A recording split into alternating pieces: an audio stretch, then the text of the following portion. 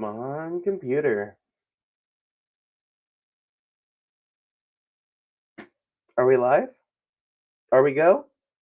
Are things happening? Is it true? All right, let's get this. Let's see here. Let's get this loaded up real quick. We've got the State of the Union address already pulled up over on the TV. We're just going to get it loaded up here in Streamlabs, or StreamYard, I should say.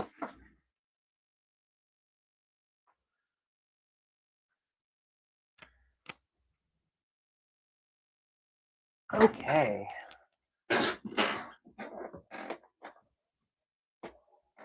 All systems go. Cool, cool, cool. Good to know. Good to know. Good to know. Alrighty. What's up, everybody? If StreamYard ever starts working, I'm gonna share my screen with you guys. But it's having a real hard time. It's not responding, so I don't know if you guys can even still hear me, but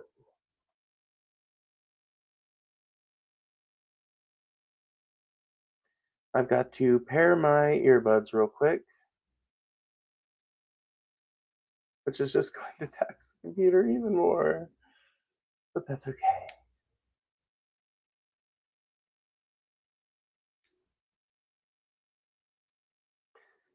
In the meantime, I don't know what to talk about. I mean, I do. We've got this like bingo card that we've got to do, but like everything that I have to do and want to do right now is dependent on my computer not being a slow piece of shit.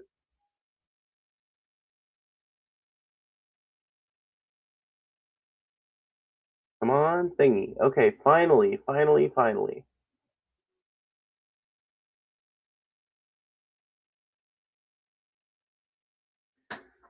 Lord have mercy. Takes forever. This fucking computer is so fucking. Man, this computer is slow. Okay. Holy shit. Holy fucking shitballs. Alright. I probably shouldn't be saying that, but I can't help it. I've got very little self control. Now, if my goddamn computer will ever work, then I can add my Bluetooth earbud to the computer and I can get sound through it instead of trying to get sound through my TV, which you would like that might come through on the microphone. I don't want that. So donate so I can get upgrades to my computer. Okay, let's see here. What can I do in the meantime? I guess we can see, is he live yet? Because the president likes to make people wait. That's one thing I know about these events. No, it's just the walk-in right now. Okay, so we've got time. So right now, no, god damn it, you piece of shit! I need you to stay on. Ugh, turns off after like a minute of no use. Come on, computer. Add the computer device. Add device to the Bluetooth. It takes forever because it's got like 8 gigs of RAM. Actually, it might have 16. It just doesn't. I don't know. It's just fucking like. I don't know. It's funny. I got it paid off like 2 or 3 months ago, and since then it has been a slow piece of shit.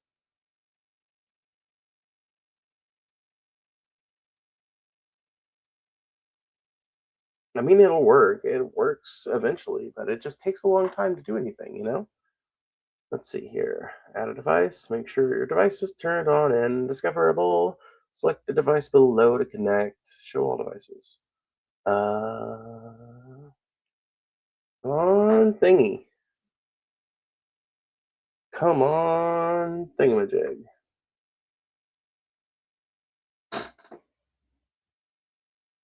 For some reason, it's not like showing the earbud that I have. Of course, because nothing can ever go like super smoothly and easily. Everything is pain and effort. That's just kind of like the rule of life. So I guess we'll click off of that, and then we'll. What are you doing? Fucking slow ass piece of shit.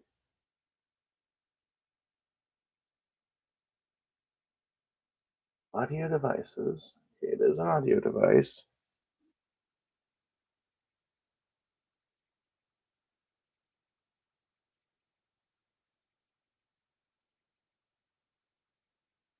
I'm just gonna check in with the chat and see what you guys are up to. Why isn't the U.S. military taking him out? Because the military in this country believes in like utter fealty to the administration above all else. It's like you are trained from day one to believe in the orders of your superiors and people that fit that description.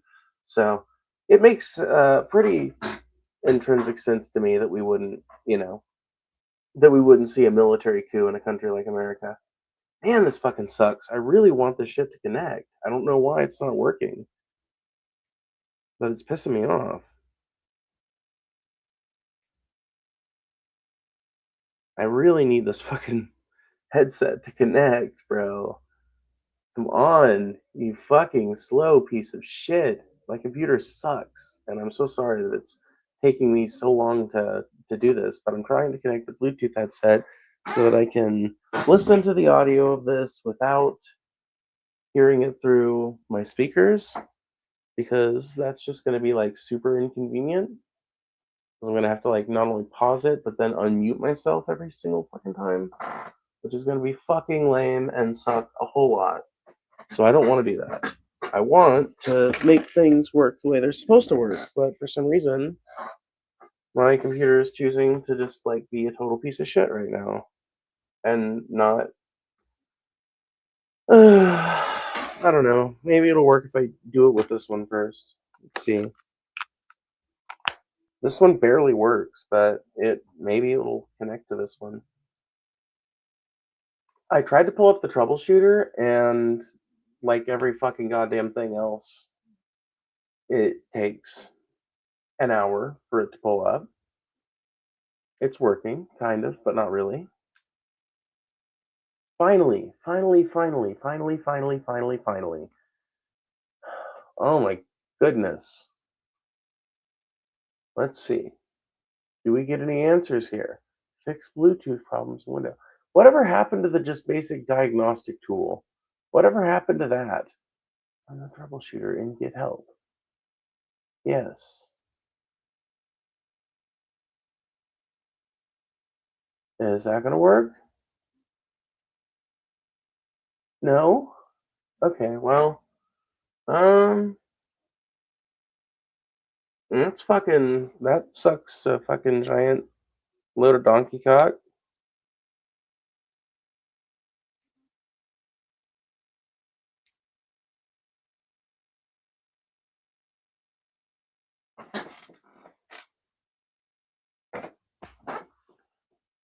Yeah, it's not connected to my phone. It's just not connecting to my fucking computer for some indiscernible reason.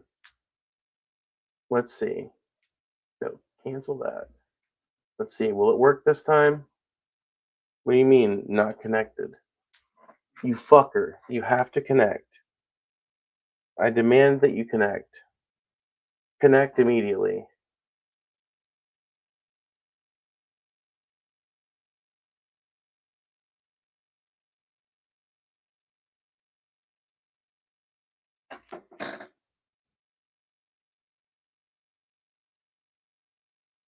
I didn't. What do you mean? Okay, remove. Let's see. I'm trying to see if I can remove it off my thing, and then now let's see if it'll let me add it. Bluetooth, please. BT7. Yep, and that's it. Come on, come on, come on, come on. Oh, I just heard it say connected. Yay! That took way too long. Way too long. Oh my god, that took way too long. Yes, 100%. Thank you, thank you. Bluetooth device does suck and seat. Yeah, dude, it's such a fucking. It's such a bothersome technology. I mean, it's good for what it does, but I wish it was a little easier to use it. Okay, so there's something we have to create while we are waiting for this. Is plummeting. Oh no, okay, it started. So we're going to be a little bit behind, folks, because we have to make a bingo card first. Because I promised that we would do a bingo card. So let me see here. I promised we would do a bingo card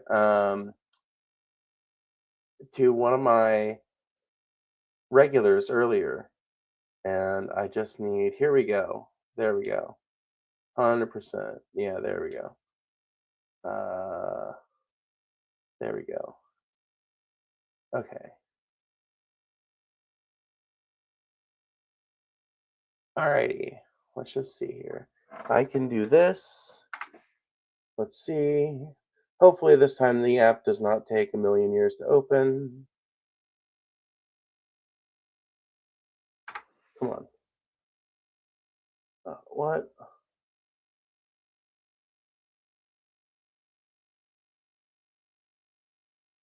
Why did it not work that time? What the fuck? What the hell? Oh my god, dude. My life is a fucking comedy of errors. Okay. Can we do this? Does this work? No. Why? I just installed the Lightshot app and I'm beginning to think that it just does not like Windows 10 or Windows 11 or whatever the fuck I have just doesn't like it, and I'm having to do things manually. So you'll forgive me for taking too long. Will you ever support Trump by chance? Fat chance. I don't think Trump will ever support me, so I find it pretty doubtful that I'll ever support him.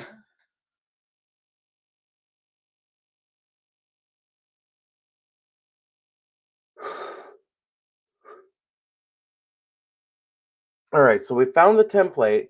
Now we just need to fill it up with our best guesses as to what is going to be said during the State of the Union. So we're opening our folder. Let's see here. Do I have a better layout so you guys can see me a little better? No? Not really, huh? I guess not, huh? Let's see here. We're going to open up probably Paint, honestly, because that'll probably be the simplest app to open. And we're going to turn this little template we have into a functional, useful um, State of the Union guess bingo card. So let's see here. Come on, Lightshot. Open the shit that I need you to open.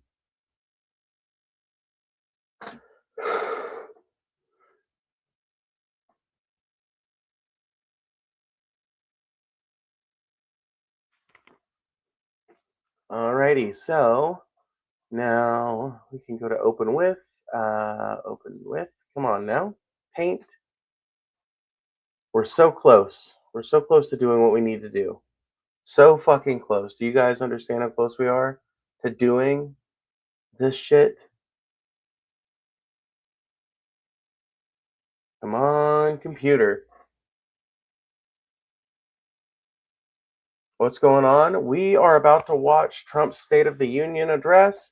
I am currently setting up Paint to make a bingo card to guess like what is going to be said during the speech.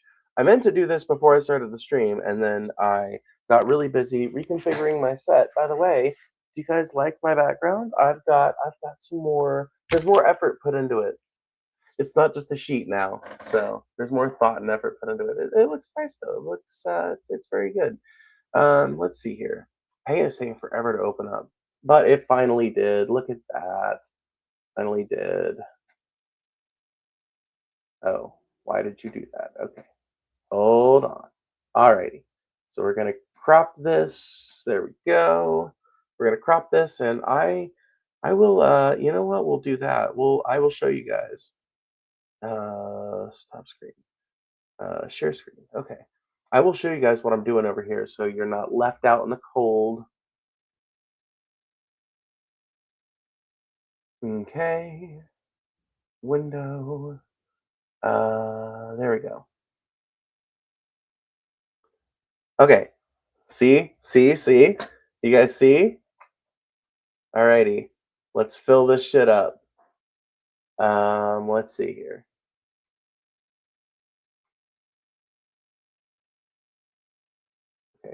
Hide that. Okay, here we go. Here we go. So there was quite a few that we thought about earlier. We're just going to put those in here. We're going to need a much smaller font than that. Let's try 18. That's probably still a bit large for what we're doing. Let's see. Why is the spacing that fucking insane? What the hell? What? Why is it? What is the? Huh? Why? Why? Why? Why though?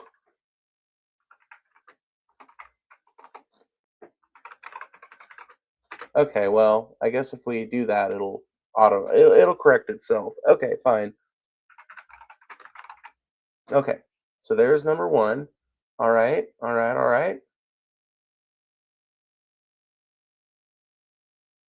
See if we can make this look okay. Yeah, all right. We can make this work. We can make this work. Okay. So Trump warmongers against Cuba will be the first one. Let's see. What are some other ones you guys have? What are some other ones you guys have? Wait, don't tell me. Okay, no, I can't rely on the chat. I can't rely on the chat for this one. I just have to come up with these myself. Okay, so Trump warmongers against Cuba. Let's see. Trump God, I fucking cannot spell, can I? I can't type, is what I should say. What? What the fuck?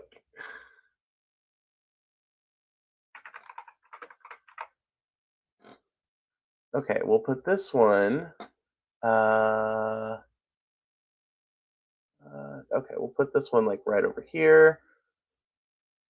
And then see if because I can't rely on the chat, because if I look at the chat, you guys are going to tell me shit about what's happening in the speech, and I can't have that. So I can't even fucking like risk it. I can't even risk it. Let's see here. Grandiose hand gestures is a good free one. I did glance over and see that one, but he's going to do that in any speech. In any speech, so we'll make that one the free spot. Okay, all right.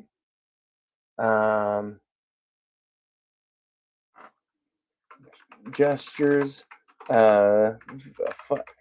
vaguely towards conquest of Greenland. Okay, all right, all right, all right, all right. Claims grocery prices are down.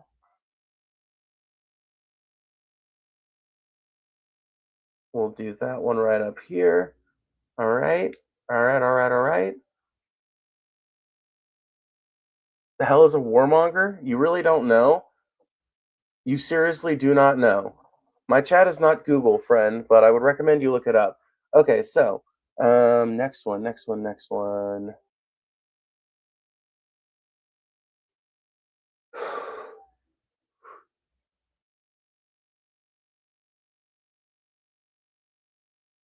Okay.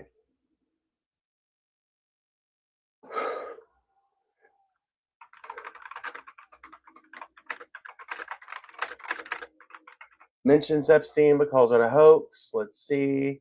Alrighty.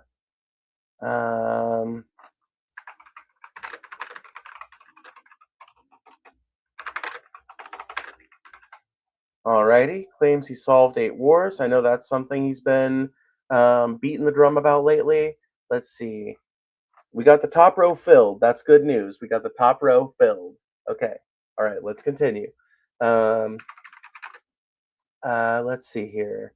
Well, let's see here.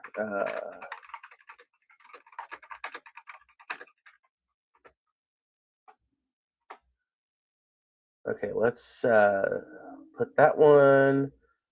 Let's put that one down here. Yeah.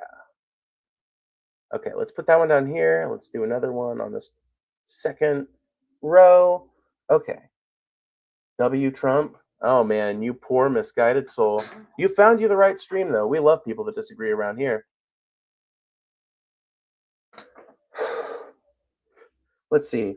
complains about rules-based international order. Okay. Alrighty. That one's a little vague, but I think it's an acceptable one.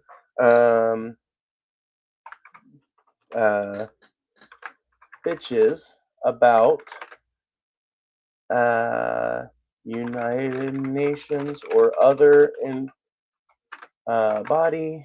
international body. Okay, we'll put that one over here. We'll do another one right up here. Alrighty.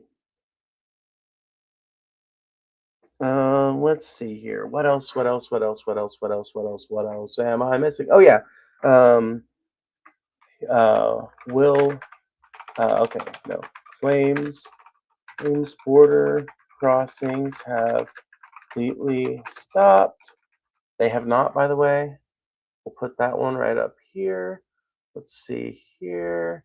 Righty, we're doing another box and we're doing another text. Let's see what do we want to put here. Let's see. Can't be another immigration one. What's another issue? What's another issue? Let's see here. What's another issue he could possibly? Did I mention affordability? Is affordable? Okay. Says nobody talks about affordability any. By the way, all super chats will be read at the end if I don't get to them when they're sent. So consider donating if you want your voice to be part of the discourse. Okay, that'll be another good one for that row. We've only got a few more boxes left, guys. We are almost done, and then we can catch up with what he has been saying. We're going to start from the beginning when we do start the watching. So be patient with me. We're almost ready to start it. I know it's been a minute. Just forgive me. Listen, the president usually makes you wait half an hour. I'm surprised he didn't this time. Okay? All right. Let's see. Says Democrats are destroying the country. Let's see. There's a good one. Ooh, here's a good one. It's just let's do some personality-based ones. Okay, so claims he knows everything about X topic. That one's an easy one. He's almost fucking certain to do that one. Let's see here. Let's see here. Let's see here. Let's see here.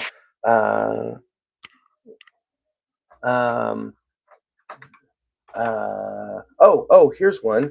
Flagrant lie about conduct of ICE officers. Ooh, and another one we can do on that same bent. Let's see here. Flagrant lie about effectiveness of ICE. Okay, there we go. There we go. Oh my God, there's just no way to make this word look good in these little text boxes, but that's okay. That's okay. Not everything happens exactly as you want it to. Let's see here. Make sure you guys hit that like button, by the way. It really does help. Let's see here. Let's see here. Let's see here.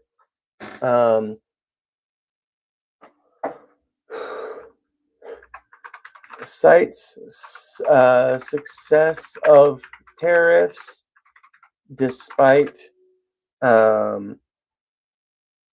SCOTUS ruling.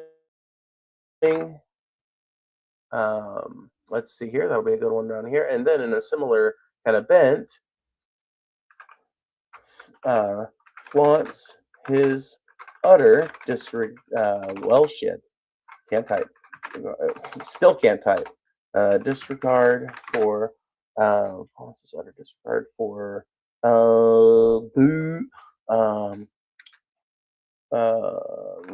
of law. SCOTUS. There we go. I think that'll be a good one. Okay. We've only got 1, 2, 3, 4, 5, 6, 7. We've only got 7 left, you guys. Hold up. We're almost done, and then we can check out what he's actually been saying. We can see how many of these we get right. Okay. So, what are some other big policy agenda items of his? What are some big things he's been fucking talking about? It really has all been invasions and immigration lately, hasn't it? I've already mentioned, let's see. Brags about illegal Venezuela operation. Yep. Let's see here. These are long speeches, so he's gonna have what? Why did you do that? The fuck? Okay, well, I don't know what that was about, but anyway, um, brags about illegal Venezuela operation. Let's see here. We'll do that one right here. Okay. Um, let's see here. Um, ooh, brags about his own health. That's a good one. About own own health despite obvious health concerns. Okay. All right. Let's see here. Let's do another one. Um, um, uh, let's see here. Ooh. Claims that um, claims that he's rebuilding America with AI. Okay, that's a good one. We haven't really had any AI mentions yet, but he's all about that shit. Um, let's see. Brags about surveillance state. Okay. Um, let's see here. Nope. Why did you do that? That's not what I wanted you to do. Okay. Let's see here. We've only got 2 boxes left. One of them is going to be calls Democrats terrorists. Okay. Alrighty. Um,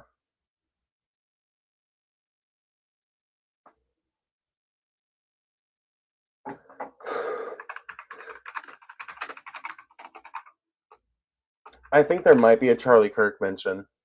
I just get the feeling there might be one. Let's see. So there's a yeah, I'm gonna put that on there.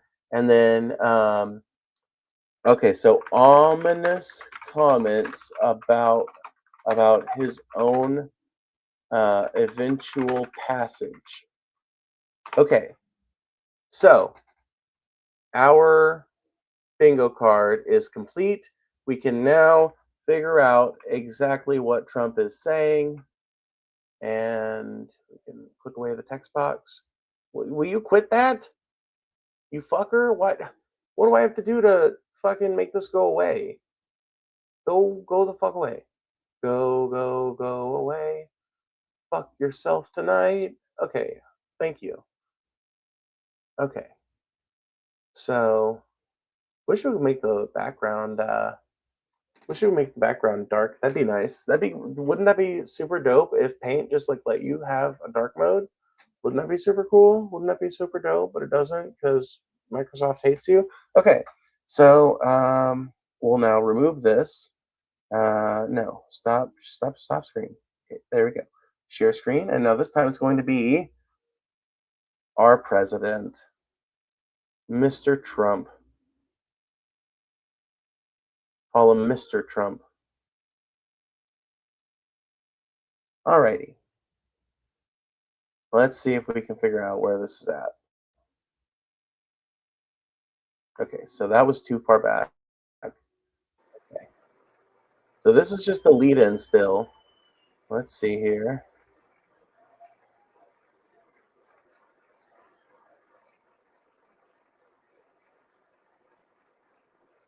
I don't know if you guys can hear this well, but I can't hear fuck or all. I mean, I can hear like a little bit. I can hear it okay, but I can't hear it very well. Man, they are just giving this man tons of applause just for being there. Dude, I don't know if you guys can see it, but this one guy towards the bottom right just looks like nonplussed. He doesn't look too impressed. Okay, come on, computer volume, you fucker. I don't know why you're doing this to me. Okay. Thank goodness.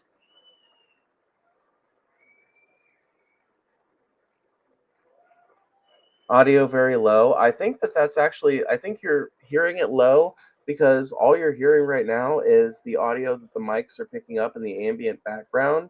Like the mics think that it's someone whispering or something like that. It's weird. It's like the audio is actually quite high. I think it'll normalize when Trump actually starts talking. OMG, it's motherfucking Phoebe. Thank you, Ben Jacobs, for the $2. You know I appreciate it. If anybody else would like to have their comment or question read or answered, consider sending a super chat just like he did, or donating via Cash App, which is down in the ticker down below. Let's see here. Is he ready to talk yet? Dude, did you see that dude get a selfie with the president? That's fucking wild. Motherfucker got a selfie with the president. Man, he takes forever to get on stage. I say, having taken like half an hour to pull him up and get this shit going. Okay, come on now, President. Come on, Trumpy. Come on. Come on, bud. I will, let's see here. Can I make this look any better for my vertical viewers? Because you guys are seeing like a dog shit version.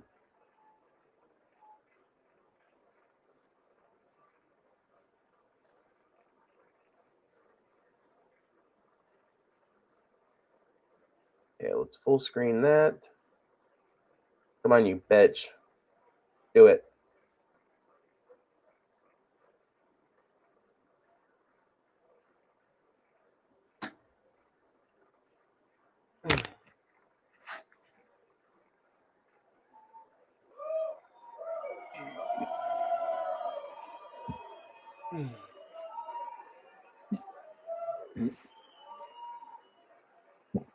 Ah, Jesus.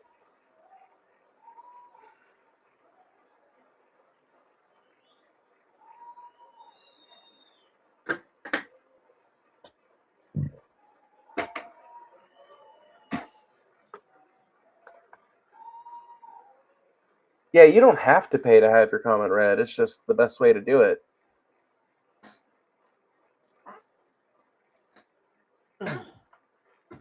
That's why I say if you would like to make sure. I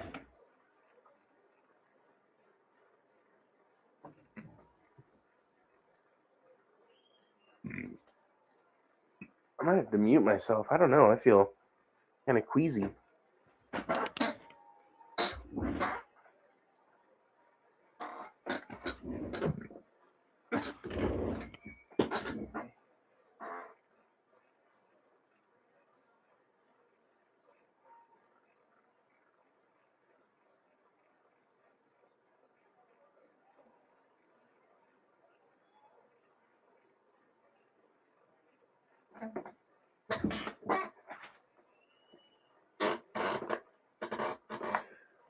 Look at all them plushies. I know.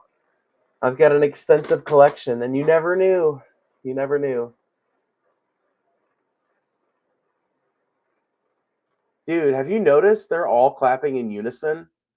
Members of Congress, I have the high privilege and distinct honor of presenting to you the President of the United States.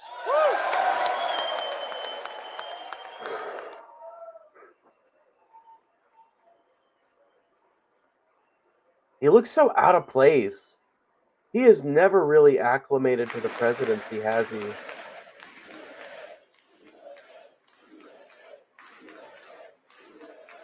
What the fuck? What kind of cult shit is this? Well, thank you very much, everybody. It's really an honor. Speaker Johnson, Vice President Vance, First Lady of the United States.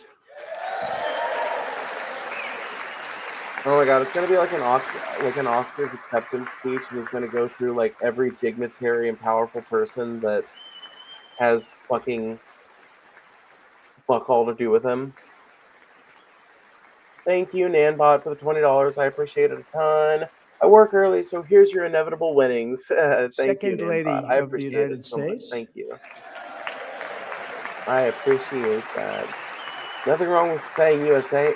I tend to agree, but I do think that there's something wrong with like shouting it like in unison.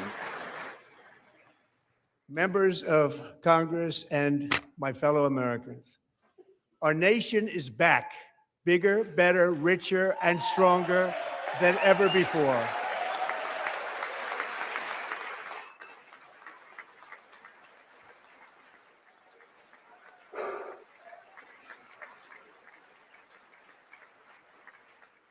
Less than 5 months from now, our country will celebrate an epic milestone in American history, the 250th anniversary of our glorious American independence.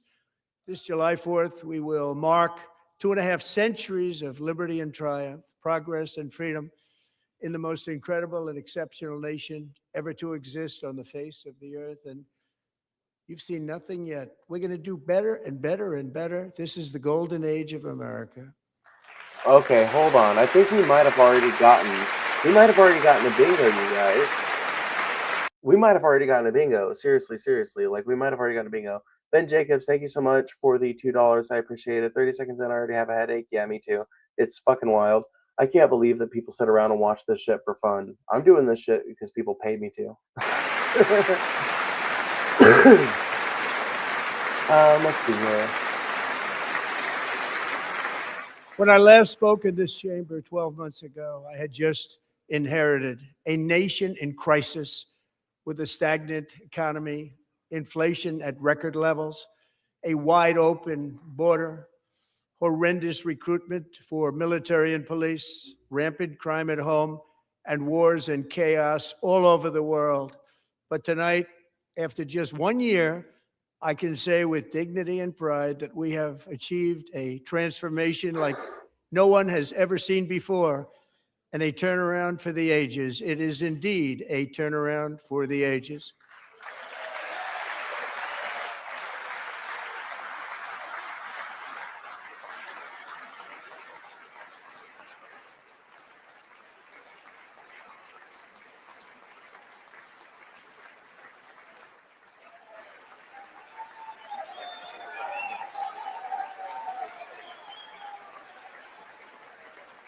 Sorry, I'm just getting the bingo. And we will never go back to where we were just a very short time ago. We're not going back. Today, our border is secure.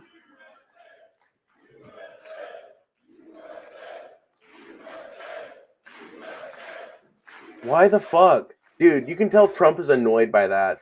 Like, why are you even doing that? Today, our border is secure. Our spirit is restored. Inflation is plummeting. Incomes are rising fast. The roaring economy is roaring like never before. And our enemies are scared. Our military and police are stacked. And America is respected again, perhaps like never before. America's less respected now than it's been at any point in time. Wait, hold up. Did I just hear that right? Hold the fuck on. Never before. Wait. And America is respected again, perhaps like never before. Didn't I have? Let's see.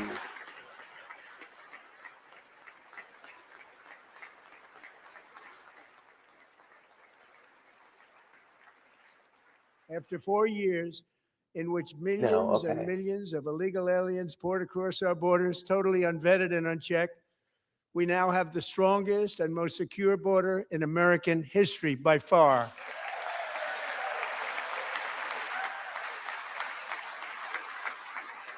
Okay, yep, that's a bingo. He fucking brags about the effectiveness of ICE. That was on the fucking card. Months, zero flagrant lie about aliens have been admitted to the United States. Fucking holy shit! Lies about 0 border crossings. Dude, oh my god, I can't believe. Oh my god, holy shit. Says border crossings. But we will always allow people to come in legally, people that will love our country and will work hard to maintain our country. We've already got 2 bingos, y'all. We've already got 2 bingos.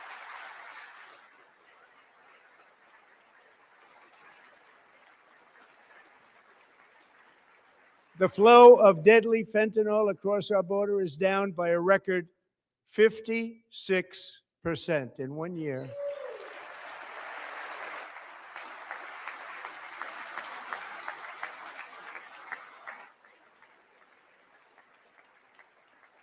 And last year, the murder rate saw its single largest decline in recorded history. This is the biggest decline, think of it, in recorded history, the lowest number in over one. Hold on, what did he say? Decline, think of it, just decline. And last year, the murder rate saw its single largest decline in recorded history. This is the biggest decline, think of it, in recorded history, the lowest number in over 125 years. I don't think that's accurate, but even if that was accurate, crime has been going down. Substantially before my wonderful father. I had a wonderful father, Fred, before he was born, substantially before he was born. That's a long time ago. He wouldn't like me to say that, but that's a long time ago.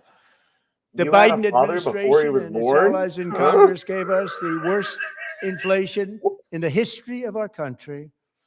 But in 12 months, my administration has driven core inflation down to the lowest level in more than 5 years. And in the last 3 months of 2025, it was down to 1.7%. Come on, say it. Say grocery prices are down. Come on, give me another bingo. Come on, Mr. Trump, give me another bingo. Claim grocery prices are down. Lie about that shit. Lie to me. I need to hear another lie. Gasoline, which reached a peak of over $6 a gallon in some states under my predecessor, it was quite honestly a disaster, is now below $2.30 a gallon in most states, and in some places, $1.99 a gallon. And when I visited the great state of Iowa just a few weeks ago, I even saw $1.85 a gallon for gasoline. I live in a place where gas is super cheap.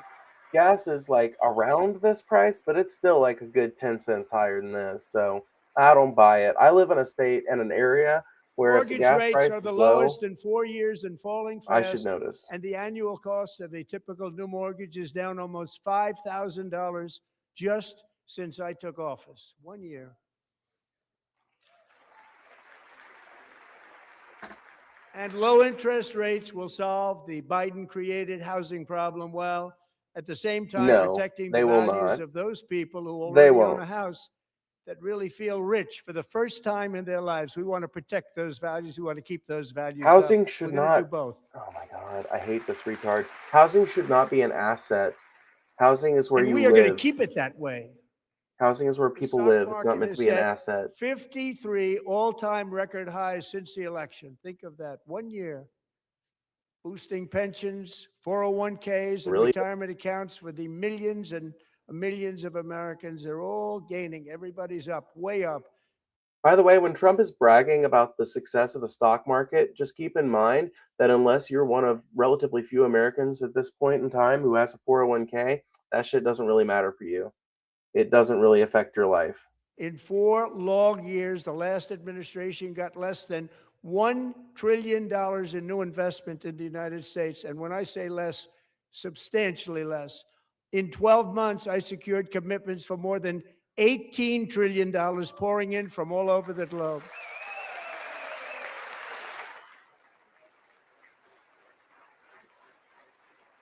I feel like he's bragging about this as if it's not something that happens every fucking year. Think of it, much less than $1 trillion for 4. People love to invest in the United States. The United States has a giant market. There's like over 300 million people here, and we are the most consumerist country on the planet. So, duh, of course places are going to be investing in this country. I do not believe him, and neither should you, when he says that under his predecessor, it was less than $1 trillion. I don't buy it. 4 years versus much more than $18 trillion for 1 year. What a difference a president makes. A short time ago, we were a dead country. He just lies through his fucking teeth. Now we are the hottest country anywhere in the world. The hottest. Literally just lies through his fucking teeth.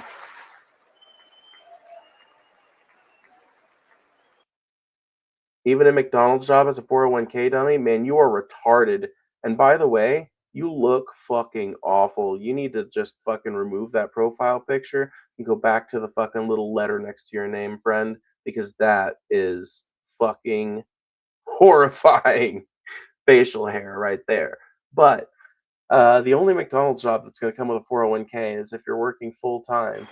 and like fully full-time, as in they have to give you benefits. So sounds like somebody's never worked a McDonald's As job. thousands of new businesses are forming in factories, plants, and laboratories are being built, we have added 70,000 Well, new that's a bingo. construction jobs in just a very short period of time. It's getting bigger and bigger and stronger.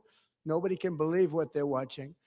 American oil production is up by more than 600,000 barrels a day, and we just received from our new friend and partner, Venezuela, more than 80 million barrels of oil. Okay, never mind. That was not a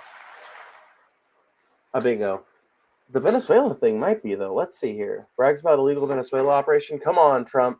Talk about how you did it. Natural gas production How is did at it an happen? all-time high because I kept my promise to drill, No. baby, drill. Oh, somebody said in the chat earlier, drill, baby, drill would be in there, but I didn't fucking think they were right. Oh, no. More Americans are working today than at any time in the history of our country. Think about that. Any time in the Whoa, history did you of our guys see country, that? more working today. Did that shit And look as weird to y'all as it did? 100% Holy of shit, all wait a minute. Did you guys see that? in the history of our country, more working today. And 100% of all jobs created under my administration have been in the private sector.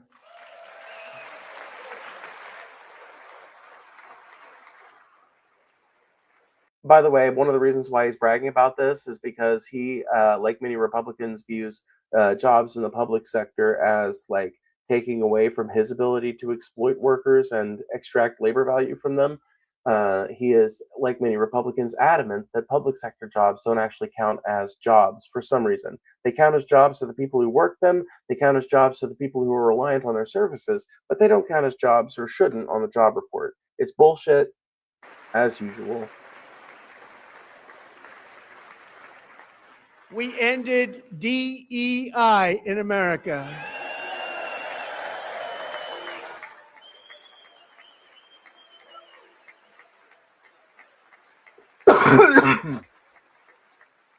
You have to literally got a record number of job-killing regulations, and in you have to literally not even think about what DEI means to think that that's a brag. 1 year, we have lifted 2.4 million Americans, a record, off of food stamps.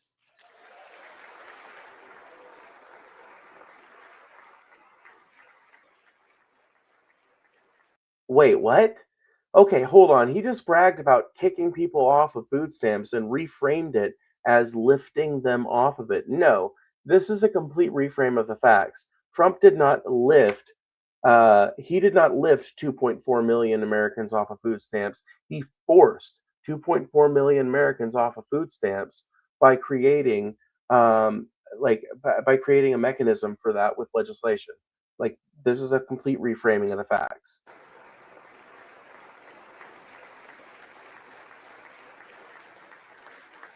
And for all of these reasons, I say tonight, members of Congress, the state of our union is strong. Strong. We're very strong.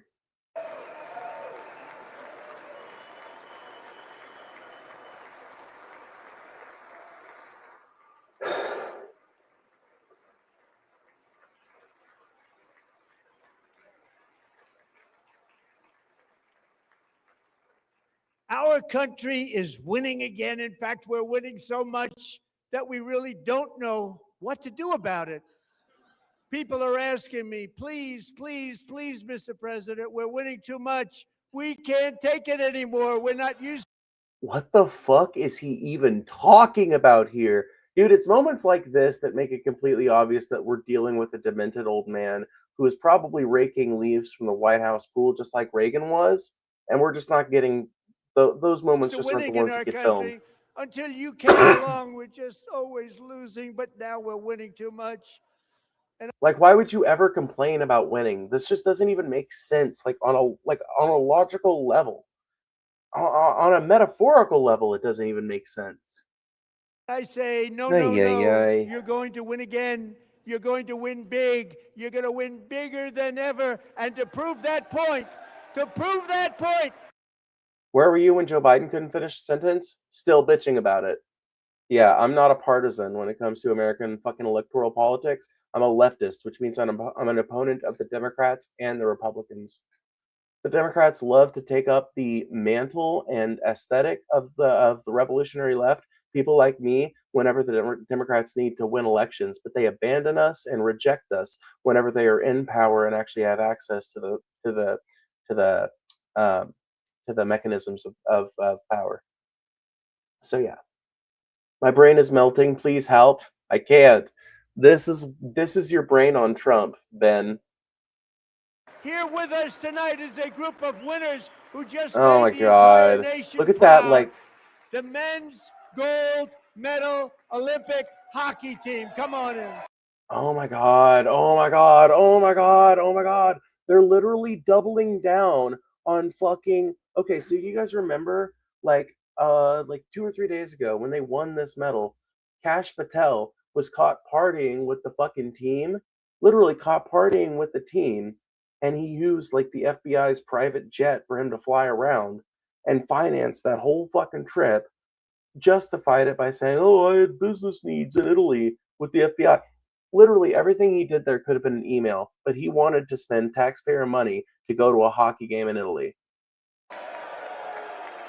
They're doubling down on it. Look at that.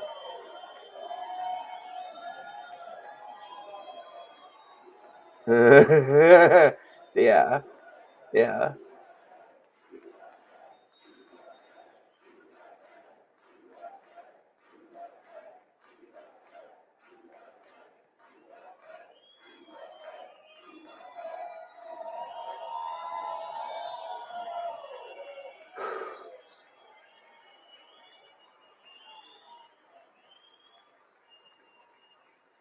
Look at that silver platter for all those glasses of water. I know. It's just like this is just one of the many pieces of evidence that we have surrounding us today that we live in a corporatocracy, an oligarchy where an increasingly small number of bourgeois fucks rule over us.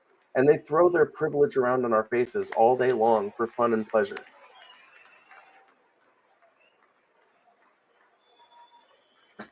Go ahead.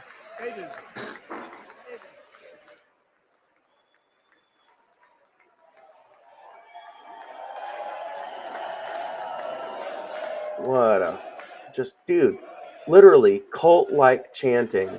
Look at the sea of old men. Dude, look at the sea of old men. Dude, Jesus Christ, look at this sea of octogenarians.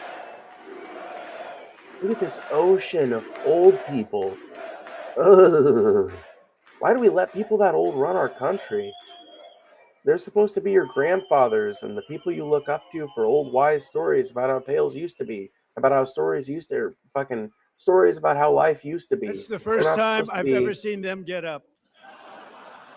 And actually, not all of them did get up.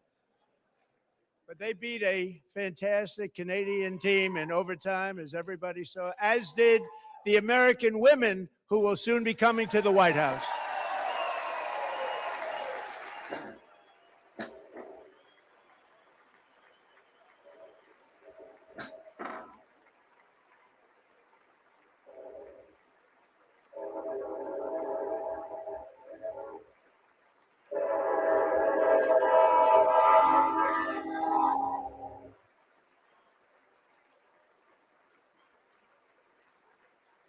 Man, they are giving this team fucking like minutes of applause. Multiple minutes of applause They for were in some the random Oval hockey Office team. before.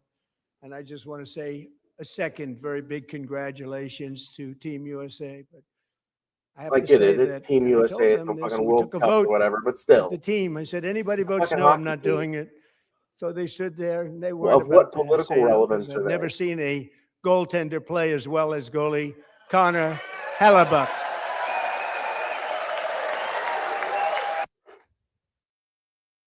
Lots of white every time they zoom out. Yep, yep. Every time you see it, you just see the sea of white hair and old people. Dude, look! Oh my god! Oh my god! Oh my god! Oh my god! Look at his hair! Look at his hair! Look at his hair! Dude, this is an old man. This is an elderly man. This is an elder. Oh my god!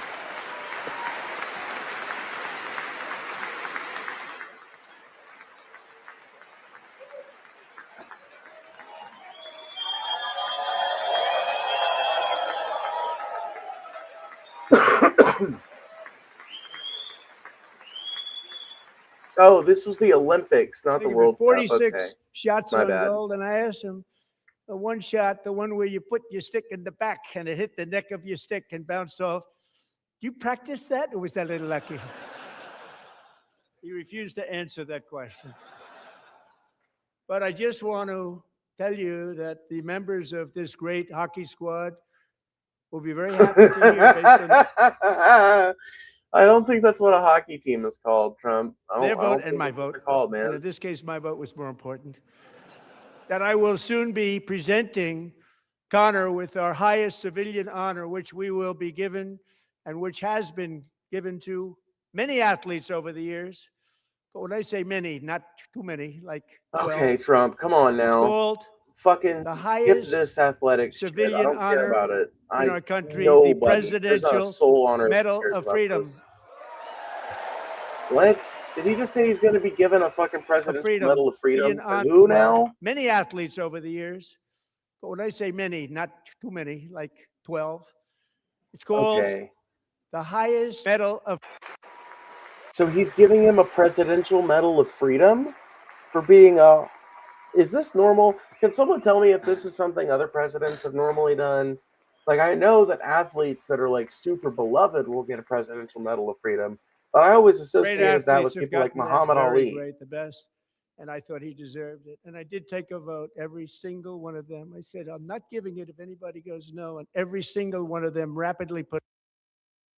Is this boy in a dress? Are you talking about the Paul Zigo discourse? Put up their hand. So I want to thank you. What a special job you did. What special champions you are. Thank you very much. Yeah, that hockey team does not look like they're like, you know. They kind of look a little nervous, honestly, to me. Maybe I'm wrong, but they look a little nervous to me. All right, Trump, give me some more fucking bingos. I need some more bingos. Mama needs to make some money. The next time the Olympic torch is lit, it will be here in America for the 2028 Olympics, and it's the summer version right in Los Angeles. We're going to do a good job in Los Angeles. I feel like Trump was briefed about the Olympics 5 minutes before this speech. Was like, hey, just so you know, the 2028 Olympics are coming out, and they're going to be in LA, so you need to promote that too. And like, the Winter Olympics are going on, but it's going to be back in 2 years. It's going to be in LA.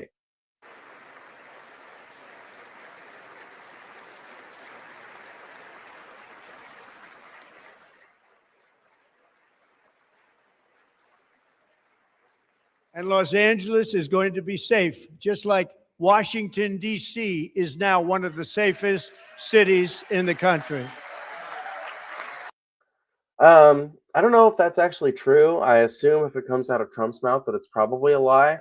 But it's like worth noting that crime rates have been going down for a long ass time here in America, and that like if you terrify an entire city into staying inside, yeah, I mean you can do a lot if you're willing to go completely authoritarian.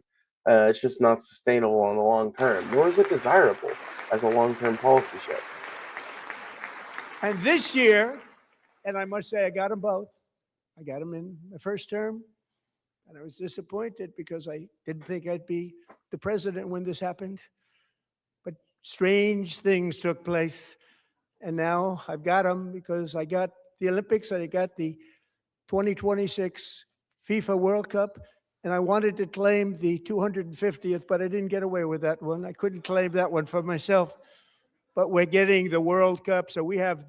Literally, he is obsessed with claiming ownership over every fucking possible thing he can. This man wants to own the entire planet. This is a man that wants to own the entire planet. The World Cup and the Olympics coming, and that is exciting news. That is one big sea of white. Oh my God. So this will be a year to shit. celebrate our country and the heroes who have kept it free. Men like Buddy Taggart. At age 17, Buddy volunteered to defend America in World War II, serving in the Pacific under the great General Douglas MacArthur, He fought bravely in the famous Battle of Manila, worked so hard. He was badly wounded and almost killed by enemy machine guns in Luzon. And 81 years ago this month, he liberated the largest internment camp in the Philippines, one of the largest anywhere in the world. But he earned many honors, including a Purple Heart and a Bronze Star, came home, started a family, and tonight he is in the gallery looking forward to July 4th, 2026, his 100th birthday. Okay, now I get it. I was wondering why he was talking about some old veteran like he gives a fuck about previous wars. I was wondering where this was going. Good guess, Shag, but wrong. My name is Pheebz, and always will be.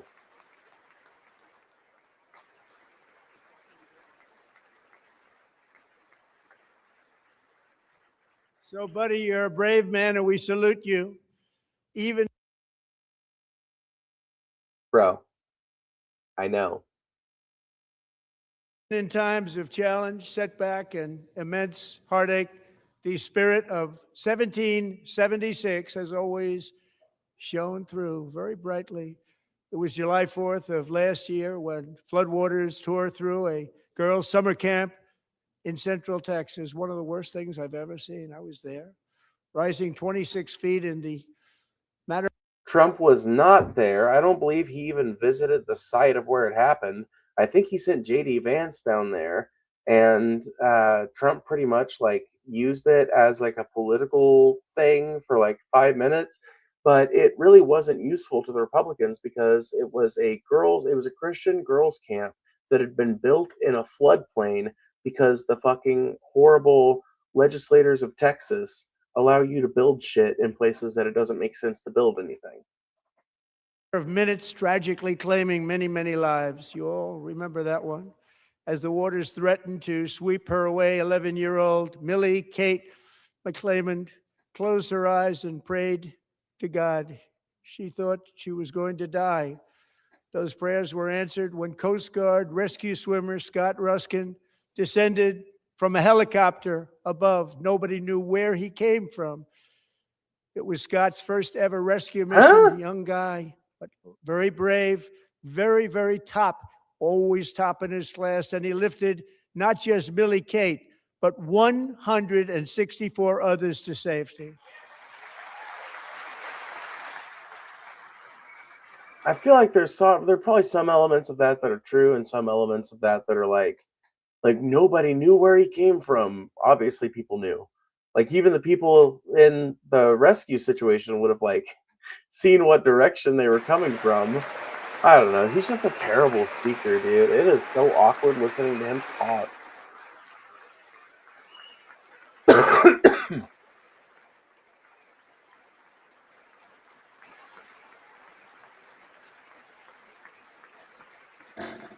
Yeah, from the helicopter above, but nobody knew where he came from. Like, what is that about? People watched Scott from a distance, and they couldn't believe what they were seeing. The winds were blowing, the rain was pouring, everything was going, and that rapid water, nobody's ever seen anything like it. They said, wow, that's something. Tonight, Scott and Millie Kate are here together, reunited for the very first time. Thank you, Scott, Millie Kate.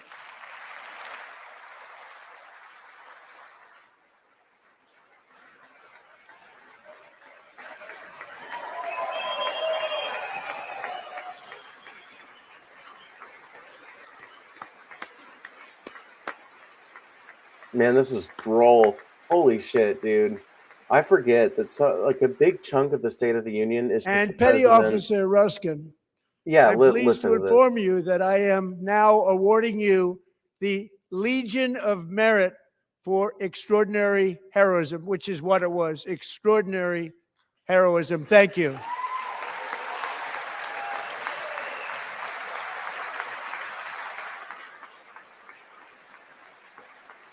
Well, that must have been planned beforehand, so whatever. And I'd like to have the military aid to please come down. It's an optics win for any incumbent administration to like be able to pin medals on its soldiers and shit. It's just like a sign of, continued nationalism. It's a trend that's been going on in America for a very long time, not exclusive to Trump in this particular And instance. take care of the service, military aid. Thank you very much. Take care of that. Very important. Even his grandiosity really isn't out of place when it comes to this particular tradition. The service. Thank you very much. From 1776 to today, every generation of Americans has stepped forward to defend life, liberty, and the pursuit of happiness. And they're really doing it for the next generation. But now it's our turn. Together, we're building a nation where every child has the chance to reach higher and go further, where government answers to the people, not the powerful, and where the interests of hardworking Americans. Oh, that is fucking hilarious. That is rich coming out of Trump. A government where it answers to the people. Yeah, like you're doing universal health care, right? Because the vast majority of Americans want that. It's just ridiculous. Trump is literally an authoritarian leader who considers the interests and needs of his corporate buddies before he considers anything else. American citizens are always our first and ultimate concern. That is the debt we owe to the heroes who came before us, and that is the promise we must keep to America for our 250th year. Last year, I urged this Congress to begin the mission by passing the largest tax cuts in American history, and our Republican majorities delivered so beautifully. Thank you, Republicans. His tax cuts. Oh, yeah. Thank you, Republicans. No Democrats. No.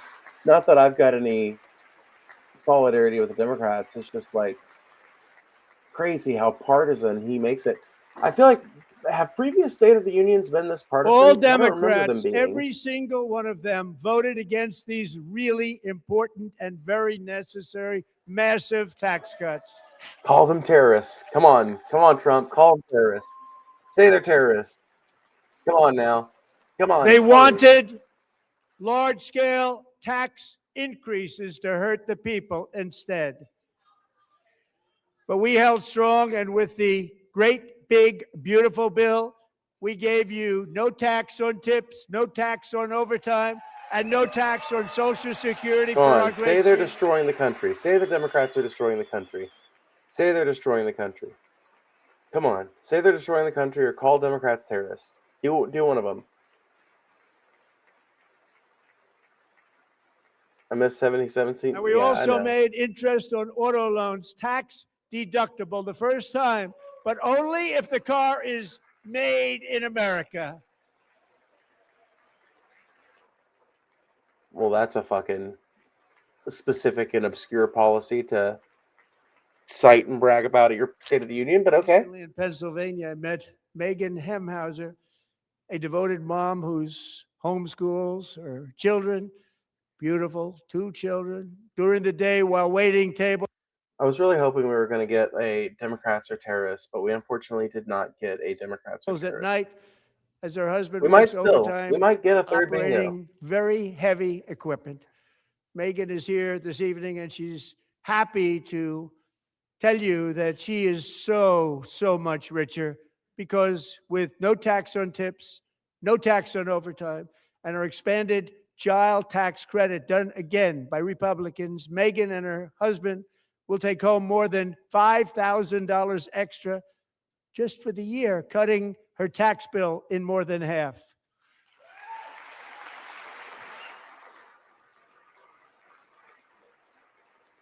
Megan, please stand up. We're fighting for you, Megan. Thank you, Megan. Thank you, Megan. And she looks so awkward. She looks really fucking awkward. Like Megan can also activate their children's brand new Trump accounts. And I didn't name it. I did not name it. Yeah, you did. I did not name it. Yeah, you did. Yes, you did. The fact that he's telling you he didn't guarantees you he did. He's like the reverse oracle. Nobody believes me, but I did not name it. It was named by a very tall man sitting right there in the third row. Nice man, a good man. Tax-free investment accounts for every American child. This is something that's so special and has taken off and gone through the roof. Millions will be pre-funded courtesy of the U.S. Treasury and private individuals like Michael and Susan Dell, who have donated $6.25 billion to fund the Trump accounts for 25 million American children.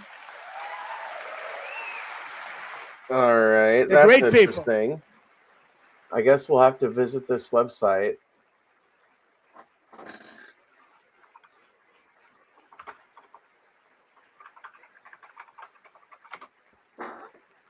You know, I asked Michael Dell, how do you make all that money? He said, well, I just sat on my dorm in school and I made computers and I'd sell them to people.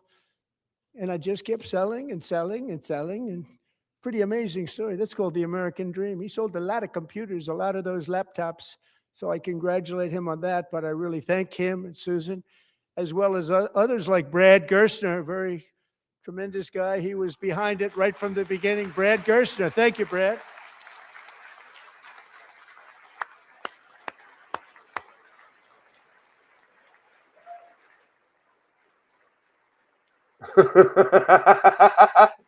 Okay, I'm sorry. Additional contributions. Okay, so this is like, I don't know, man. This is fucking crazy. So from what I'm reading over here, so Trump accounts jumpstart the American dream. We're building long-term financial security for millions of children by creating tax-advantaged investment accounts for U.S. citizens under the age of 18. Fill out your form 45, 47 below to make your election for the 2026 tax year. But if you read down here below, you get $1,000 for every American child born between January 1st, 2025 and December 31, 2028. Why that specific period? Because that's how long the Republicans have left in office. So it just makes sense to, like, this is an attempt to purchase votes. I guarantee it. This is an attempt to do something populist that doesn't require a whole lot of expenditure or a whole lot of money moving, that gets people on your side by giving them free money in a way that is intrinsically tied to a specific period. I have no problem with giving people free money. You know, I'm a socialist. I'm a big advocate for wealth redistribution, but I think that it needs to happen through permanent systems that actually redistribute wealth in a way that is continuous and sustainable, not with partisan ideas that are meant to swing you one way or another.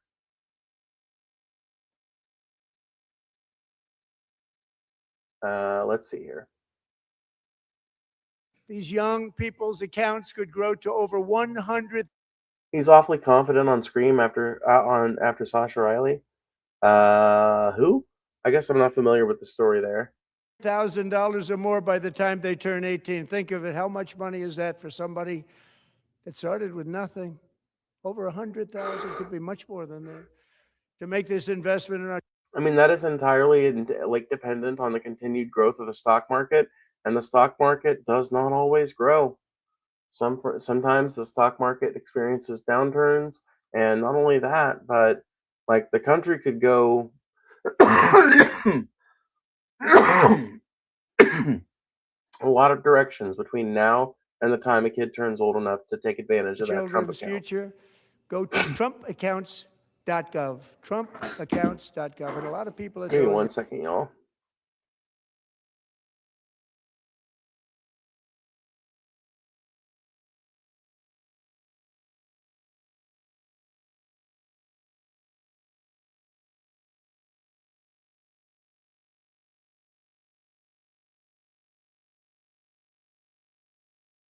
that's setting every record in the book. It's popular. They knew what it was going to take. I'm so proud of them. I'm so proud of the people that got it started. And now it's just taken off. One of the primary reasons for our country's stunning economic turnaround, the biggest in history, where the Dow Jones broke 50,000 4 years ahead of schedule, and the S&P hit 7,000, where it wasn't supposed to do it for many years, were tariffs.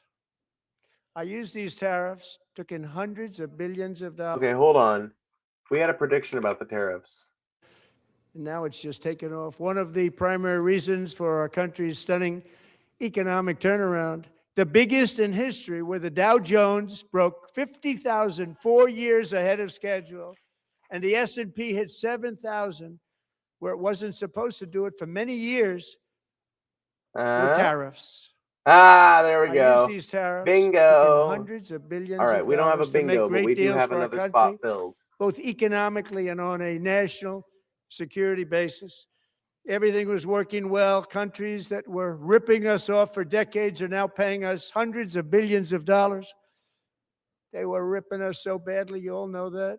Everybody knows it. Even the Democrats know it. They just don't want to say it. And yet these countries are now happy, and so are we.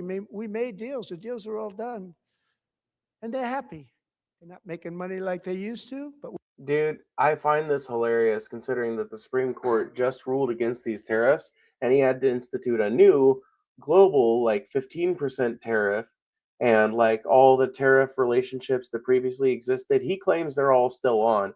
He claims that but it's like, what? Like, you can't, nobody knows anything anymore, and it's unclear like what direction anything is going because like the left hand isn't talking to the right.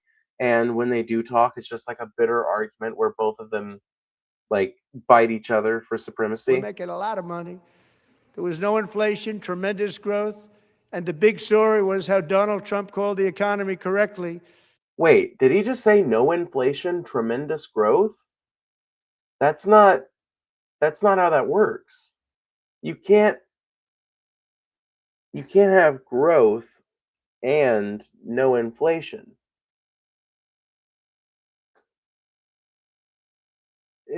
I don't like, he's a businessman. He should know this better than anybody. And 22 Nobel Prize winners in economics didn't. They got it totally wrong. They got it really wrong. And then just 4 days ago, an unfortunate ruling from the United States Supreme Court. It just came down. Supreme Court, dude, did you hear that? Days ago, an unfortunate ruling from the United States Supreme Court. It just came down. It came down. Very unfortunate ruling. The Supreme Court, dude. But the United States Supreme Court. Was that the Port of Los Angeles or the Port of New York, President? Good news is that almost all countries and corporations want to keep the deal that they already made. Yeah. What's next? The Supreme Pier? The Supreme Dock? The Supreme Beach, maybe? Dude, it's fucking great. Bro, you don't even know your own gender. Shut the fuck up. Bro, taints, I don't give a fuck what you think about how I look, how I express myself, what I think, or what I do. You can eat shit and die, bitch. Right, Scott? Knowing that the legal power that I, as president, have to make a new deal could be far worse for them, and therefore they will continue to work along the same successful path that we had negotiated before the Supreme Court. This is bullshit, by the way. He's already had to institute a new global 15% tariff because many of the countries that were forced to pay the tariffs before recognized that the Supreme Court decision meant that they could effectively get away with not paying them, which makes sense because the Supreme Court turned them down. So, yeah, I mean, you would hope. Unfortunate involvement. So despite the disappointing ruling, these powerful country saving, it's saving our country, the kind of money we're taking in, peace protecting. Many of the wars I settled was because of the threat of tariffs. I wouldn't have been able to settle. Hold on. Did he just say he's fucking... Hold on. Our country, the kind of money we're taking in, peace protecting. We might have gotten another... Many of the wars I settled was because of the threat of tariffs. I wouldn't have been able to settle them with that. How many wars? How many remain wars? in place under fully approved and tested alternative legal statutes. Hey, grounded flag on. They have been tested for a long time. They're a little more complex, but they're actually probably better, leading to a solution that will be even stronger than before. Congressional action will not be necessary. It's already time tested and approved. And as time goes by, I believe the tariffs paid for by foreign countries will, like in the past, substantially replace the modern day system of income tax, taking a great financial burden off the people. Tariffs cannot be a replacement for income tax. Like, you cannot, like, that's no, Oh my God. This is just another way for Republicans and the conservative fucking movement in America to try and put more of the responsibility for paying for the upkeep of society on the everyday consumer, the everyday worker, and less of it on the rich and powerful and the corporations that they own and control. This is literally just more like, by the way, this is an amazing screenshot. Look at this shit. This is great. He looks like he's taking his shit. I love this.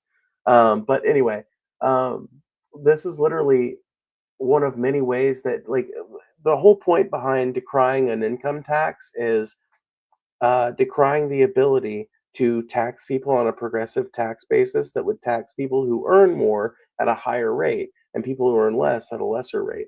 The whole idea of taxing income is kind of an inherently progressive idea because obviously people that are earning way more income are going to be contributing way more to the tax base than someone who's making way less. And if you actually tax them higher, it's not just that they're paying more as it's not just that they're paying more because their income is higher than the other people as a percentage, but like they're literally paying more as a percentage.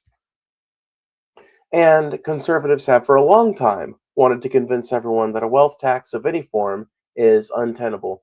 Republicans really want people to believe, really and genuinely, that the country can effectively operate on no taxes except those which only affect poor people. That I love.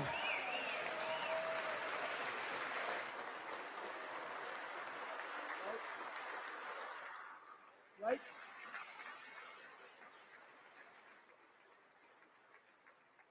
Moving forward, factories, jobs, investment, and trillions of dollars will continue pouring into the United States of America because we finally have a president who puts America first. I put America first. I love America. Doubt. Press X to doubt.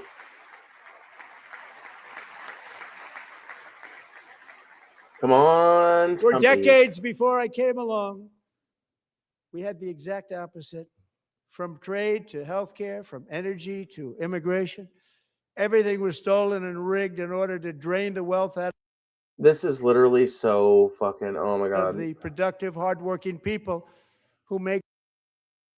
Literally everything you do is a continuation of those policies. You are just a worse version of Joe Biden. You are a worse version of yourself from 2016 to 2020. What the fuck do you mean?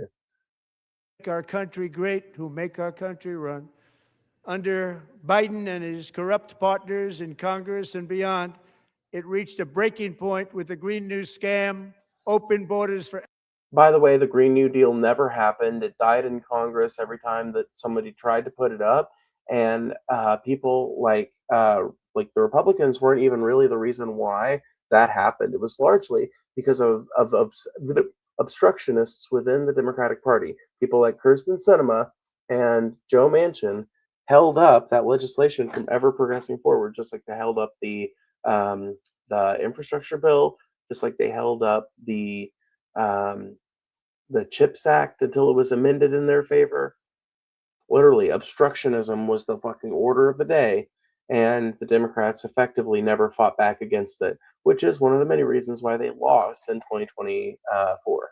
Everyone, they poured in by the millions and millions from prisons, from mental institutions. They were murderers, 11,888 murders. They came into our country. This is bullshit. The vast majority of undocumented immigrants have never committed a crime either in their home country or in America. So this is just complete bullshit. Allowed that to happen. And record-setting inflation that cost. Not only that, but they just claimed the Democrats had an open border policy when Joe Biden's border policy was the harshest border policy that had been seen up until that point. It was even harsher than Trump's policy, 2016 to 2020. Presidents have gotten worse on this every fucking cycle. Every administration is worse family, on this. $34,000 in just the administration before a speck of time.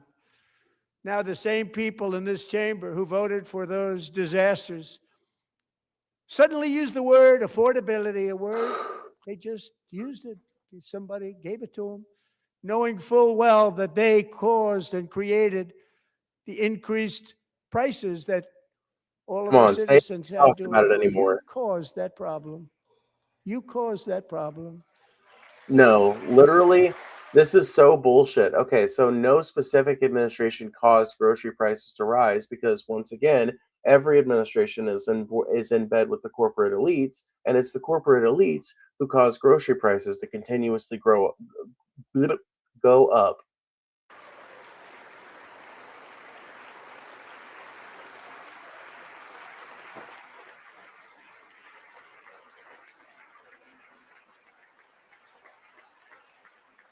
They knew their statements were a lie. They knew it.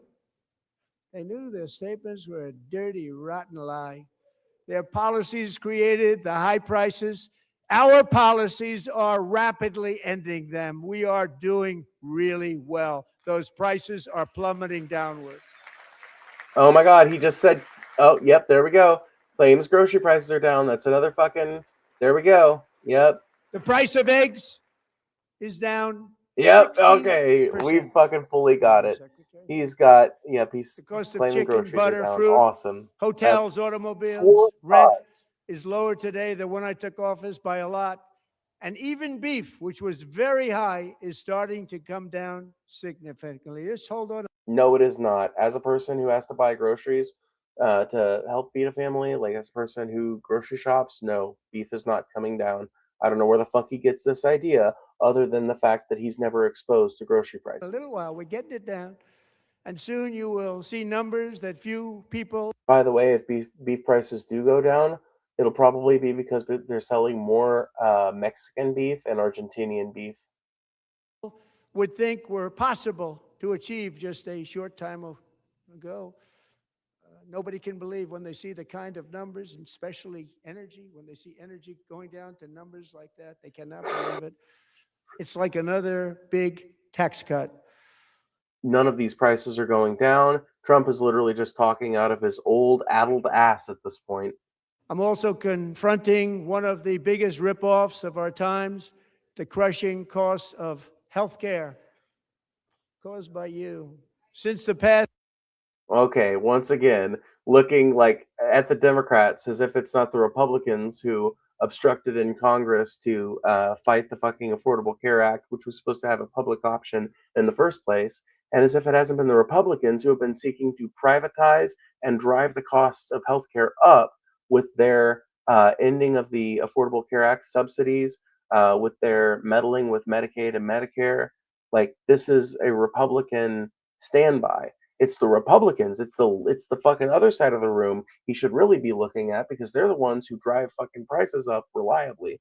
Like, the Democrats really don't need to do shit in that direction because the Republicans are so fucking good at driving this country towards privatization that all the Democrats have to do is pretty much just continue whatever shit the Republicans left them with.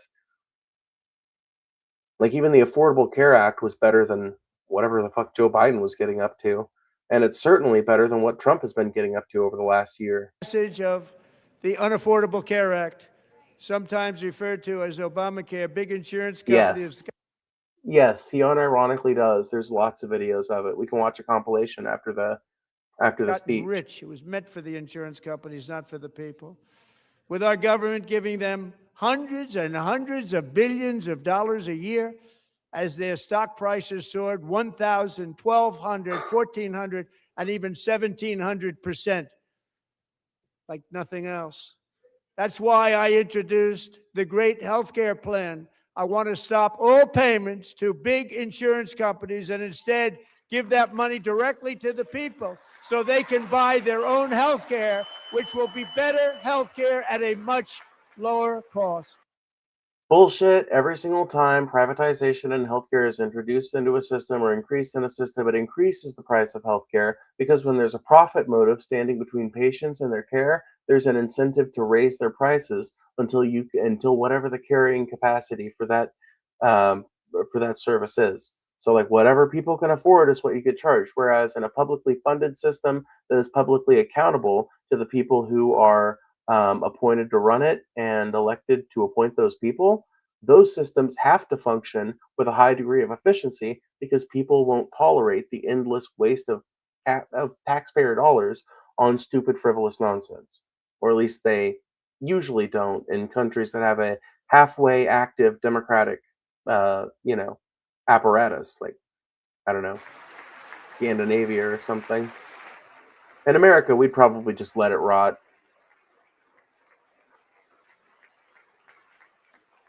We like doing cocaine a whole lot more than we like voting. In addition, my plan requires maximum price transparency. That's a big deal. Sounds so simple, so big. I know. Oh, hallelujah! It's like fucking, like what? Like you're literally bragging about what should just be the default. And I did that in my first term, and the Democrats immediately terminated it with full knowledge that they were doing a very bad thing for the people. Costs were going to go way up, and that's what happened. And now I'm bringing them way down on healthcare and everything else. I'm also ending the wildly inflated cost of prescription drugs like has never happened before. Okay, literally, he hasn't even affected the price of prescription drugs. The Trump RX website has a number of drugs that it's selling for higher than you can find them online at other resellers. So simple. So simple. Make sure you send a super chat if you want to make sure your comment or question Other presidents tried to do Viewer it, supported channel. but they never could. They tried. Most didn't try, actually. But they tried. They said they tried. They couldn't do it. They didn't even come close. They were all talk. No, literally no president has ever fucking ran around saying that they're going to like make everything cheaper and literally that just does not even make sense, dude. Ay. No, you are pretty much the only fucking president who has been willing to co-opt enough populist rhetoric to go around talking about how cheap everything's going to be during your term. And everything has continued to get more expensive, which is why other presidents talk about making things more affordable by switching the way that they're paid for and shit like that. And no action, but I got it done. Under my just enacted most favored nation agreements, Americans who are for literally so disgusting you couldn't possibly comprehend it. Literally, I don't think we could comprehend it.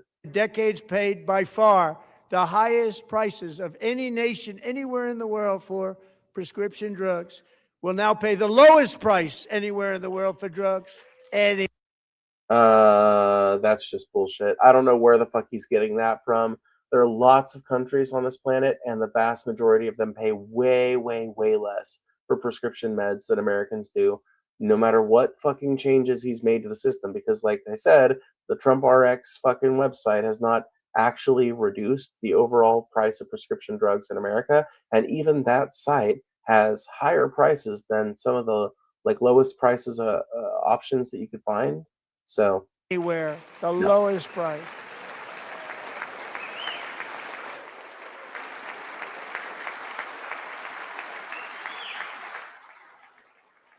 So in my first year of the second term, should be my third term, but strange thing. Oh, wait, hold on. That's an ominous little thing. I didn't, should be my third term. You're not allowed to have 3 terms, you bitch. Things happen. I took prescription drugs, a very big part of healthcare, from the highest price in the entire drugs. Strange things happen.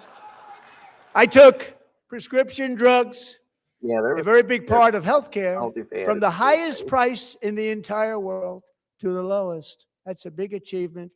The result is price differences of 300, 400, 500, 600% and more, all available right now at a new website called TrumpRx.gov. Yeah, this is the website I've been talking about.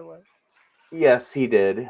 He literally did. But literally, Trump RX has drugs on there that are being sold for a higher price than other online retailers have them at already. So, like, you're not saving any money by using it. These numbers he's about to cite are a complete lie. And here tonight is the very first customer ever to get that big discount, and it is big.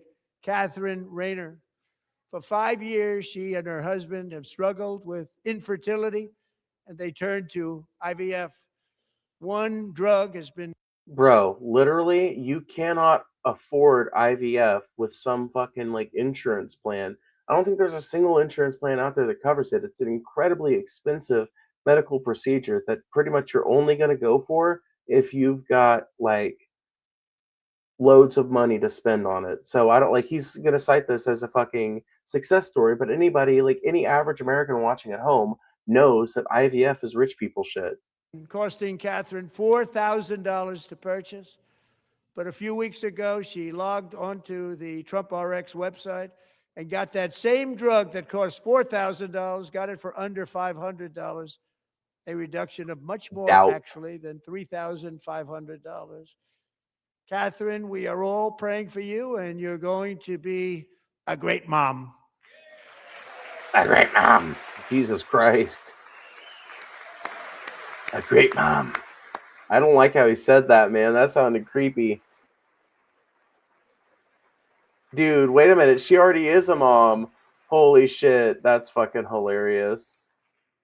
You're going to be, but she's already got a kid. To codify my most favored nation program into law. Now, the one thing I'm not sure it matters because it's going to be very hard for somebody that comes along after me to say, let's raise drug prices by 700 or 800%. But John and Mike, if you don't mind, codify it anyway. They may do it. Codify it anyway. Thank you. Many Americans are also concerned that energy demand from AI data centers could unfairly drive up their electric utility bills. Tonight, I'm pleased to announce that I have negotiated the new Ratepayer Protection Pledge. You know what that is? We're telling the major tech companies that they have the obligation to provide for their own power needs. They can build their own power plants as part of their Oh factory, my god. so that no one's prices will go. This is fucking so stupid. Oh my god. This is retarded. Oh my god. Okay. Listen, here's why this is stupid. This is a regulatory nightmare. Power grids, number one, power plants are not simple things to set up. They're not simple things to maintain. They're so it's going to be an added cost on the already pretty expensive proposition of AI long term. It's also going to add regulatory costs because you have to fucking inspect commercial buildings. You have to inspect power centers and things like that to make sure that people aren't going to die in them working there.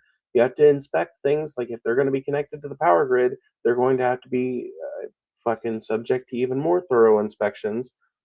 Not only that, but I don't know that I trust every fucking like yokel management company out there that's hired to maintain one of these AI data centers or the infrastructure around them. I don't know that I trust a lot. Like a lot of these places are going to be built in the deep south and built in rural America. It's like, do we necessarily trust the idea that every single one of these communities can like manage a little independent power center that's meant to be kept separate from the rest of the grid? And I don't know. It just seems like a fucking recipe for disaster for me, or to me. Go up, and in many cases, prices of electricity will go down for the community and very substantially down. This is a unique strategy never used in this country before. We have an old grid. It could never handle the kind of numbers, the amount of electricity that's needed. So I'm telling them they can build their own plant. They're going to produce their own electricity. We have an old power grid. So rather than paying for upgrades to the power grid, we're just going to say, fuck it. You can build whatever you want on your little land, your little fucking AI data center. It can have its own power grid. It can have its own power plant. We don't care. You can burn all the clean coal you want to. Electricity. It will ensure the. It's also a regulation nightmare because, like, the EPA is going to have to, like, well, I mean, it's going to be a regulation nightmare for whenever fucking some administration comes in the future that decides it actually gives a shit about the people and wants to regulate things again, because there's going to be a ton of these little independent power plants that all need to be brought up to code and up to snuff in their environmental output and shit. Company's ability to get electricity while at the same time lowering prices of electricity for you, and could be very substantial for all of you cities and towns. you're going to see some good things happen over the next number of years. Another pillar of the American dream that has been under attack is Uncle homeownership. Planus, thank With us tonight you is for Rachel checking out Wiggins, the a mom of stream, two from as Houston. usual. She placed bids on 20 homes and lost all of those bids to gigantic investment firms that bypassed inspection, paid all cash, and turned those houses into rentals, stealing away her American dream. She was devastated. Stories like this are why last month I signed executive order to ban large Wall Street investment firms from buying up into thousands single-family homes. This isn't necessarily a bad idea, but Wall Street investment homes haven't really, or I'm sorry, Wall Street investment firms aren't really the ones who've been buying up homes en masse. It's been individual landlords, individual rich people. There are individual rich people and real estate management firms that own the vast majority of rented houses in this country. And besides that, single family housing is not like the main thing that people are buying up to use as rental vehicles anyway.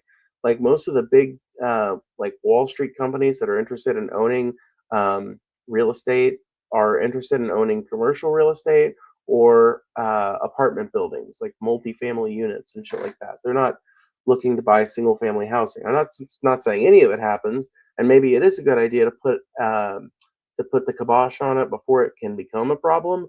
But the main thing that needs to be done to assure that Americans can buy houses is to honestly to like limit the number of houses one person can own. That would force these landlords to sell off excess properties, and like eventually there would be some kind of market adjustment that would force them to bring their prices low enough to where the American people could afford them.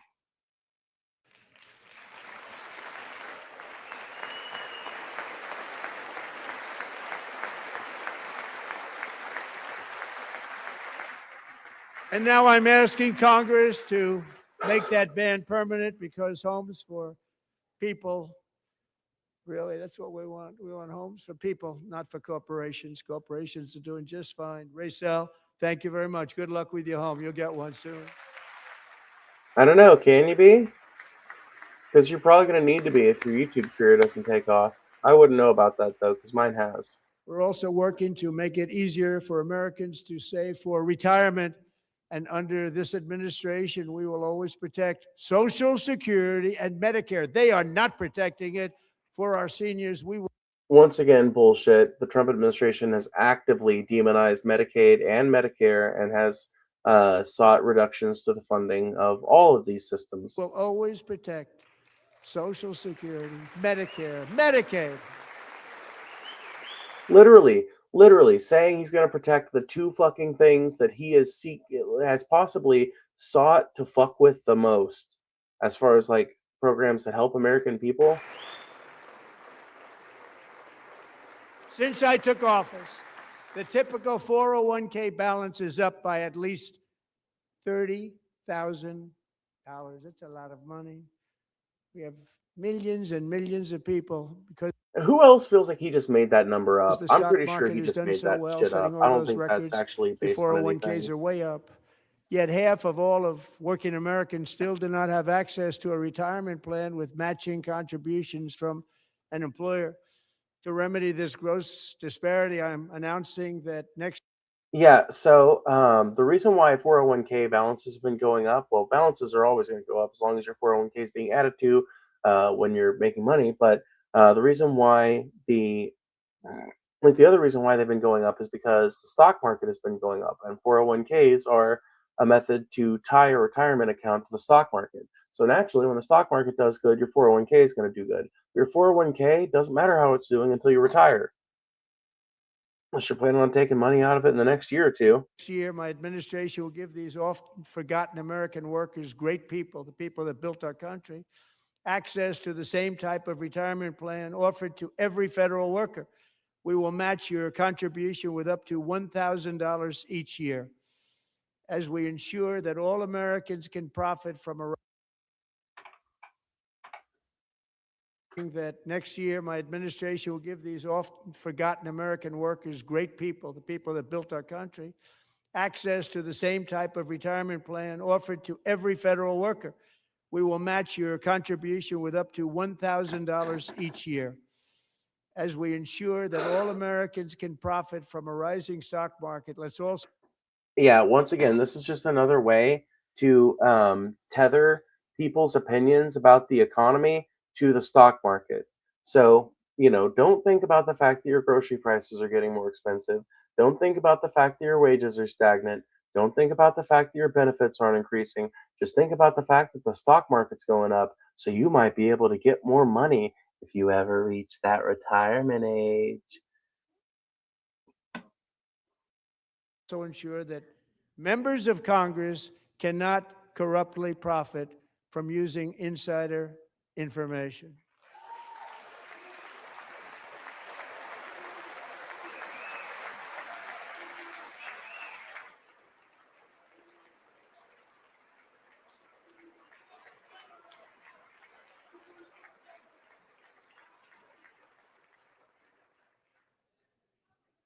They stood up for that. I can't believe it. You've turned this into a partisan gathering. I don't know why you're expecting people to I don't know why you're expecting any different reaction. Of course they're not going to stand up for you, Trump. They're fucking Dems and you're a Republican and you've turned the State of the Union into an entirely partisan gathering. Of course you're not fucking standing up, you dunce. I can't believe it. Did Nancy Pelosi stand up if she was here? Doubt it. I tell you what, guys, I need to use the bathroom really bad, so I'm going to let you guys take a look at my background and scrutinize my background, and I will be right back. We will rejoin Trump in a minute. Let's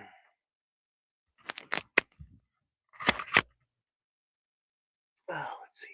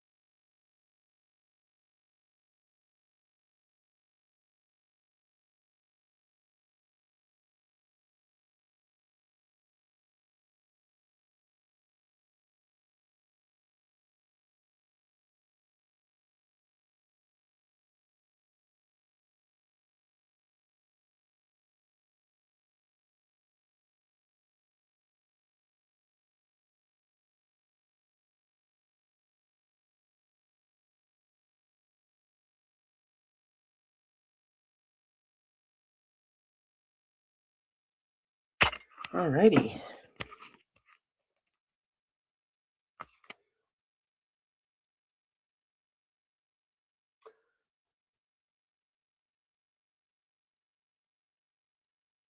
Alrighty. Oh, okay. Alrighty. Pass. Let's share the screen again. Yeah, there we go. No, that's not what I meant to do. There we Stop Insider Trading Act without delay. Okay, we missed something. Hold on. Up for that. I can't believe it. I can't believe it. Did Nancy Pelosi stand up if she was here?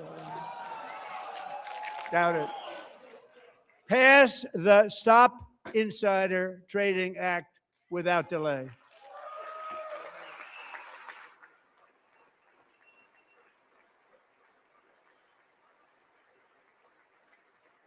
Off the top of my head, I'm not opposed to something called I the wasn't Stop sure Insider if Trading anybody Act, even on this side was.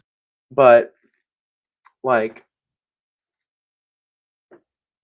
what is it?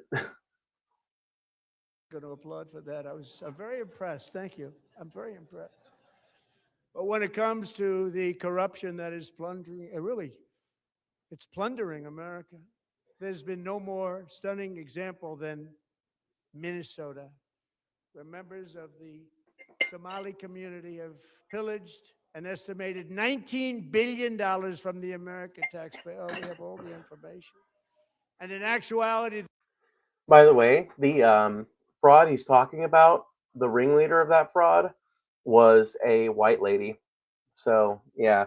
Now there were lots of Somalians like involved in it on some level, but like there are plenty of Somalians all over the American, the great American Republic, and the vast majority of them are not involved in fraud schemes. So just want to note that real quick for the the number record. is much higher than that. And Readable California, bedroom Massachusetts, 1520. Thank Maine, you. and many other states are Thanks. even worse. This is the kind of corruption that shreds the fabric of a nation, and we are working on it like you wouldn't believe. So tonight, although started 4 months ago, I am officially announcing the war on fraud to be led by our great Vice President, J.D. Vance.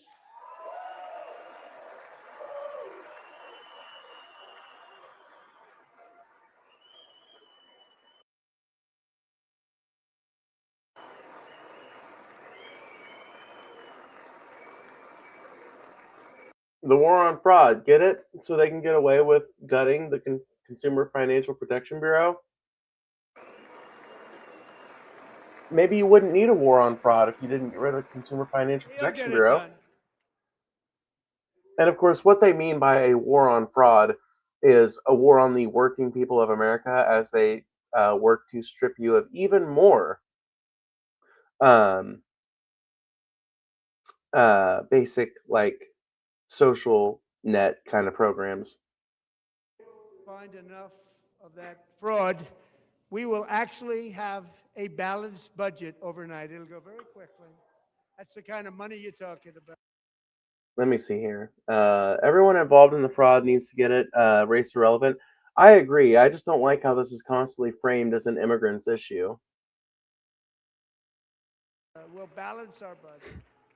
The Somali pirates who ransacked Minnesota remind us that there are large parts of the world and lawlessness. Hold on.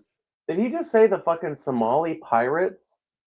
That they weren't pirates. That's not piracy. Piracy isn't just any time you steal anything. That's not what piracy is. Are the norm, not the exception. Importing these cultures through unrestricted immigration and open borders brings those problems right here to the USA. And it is the American people who pay the price in higher medical bills, car insurance rates, rent, taxes, and perhaps most importantly, crime. We will take care of this problem. We're going to take care of this problem. We are not playing games. Delilah.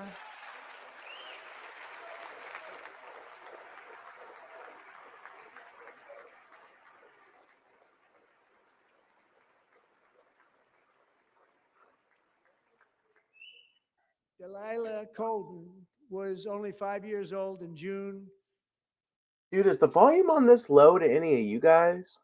Can you guys hear this shit okay? 2024, when a 18-wheel tractor trailer plowed into her stopped car traveling at 60 miles an hour or more.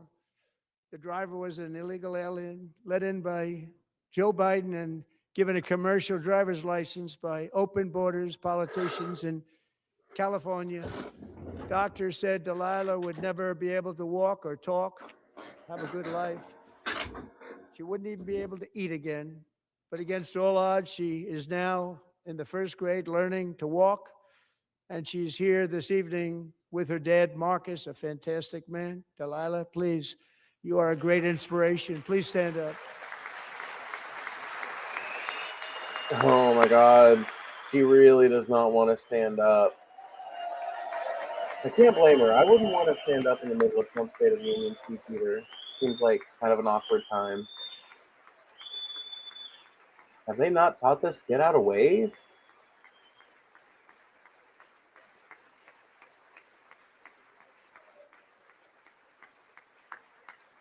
That kid is so awkward. Holy shit.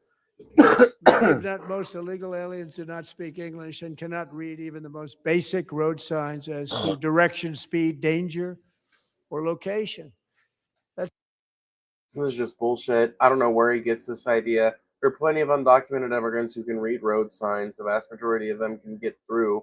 Like, literally, road signs are designed so that you can get where you need to go, even if you don't speak English that well. So that's why tonight I'm calling on Congress to pass what we will call the Delilah Law, barring any state from granting commercial driver's licenses to illegal aliens.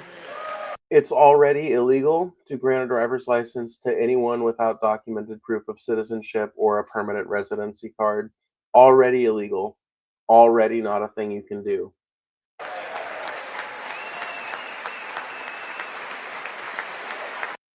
The companies who were caught basically getting CDLs for undocumented immigrants were doing it by literally like inventing fake identities and like by stealing identities and shit like that, or buying stolen identities.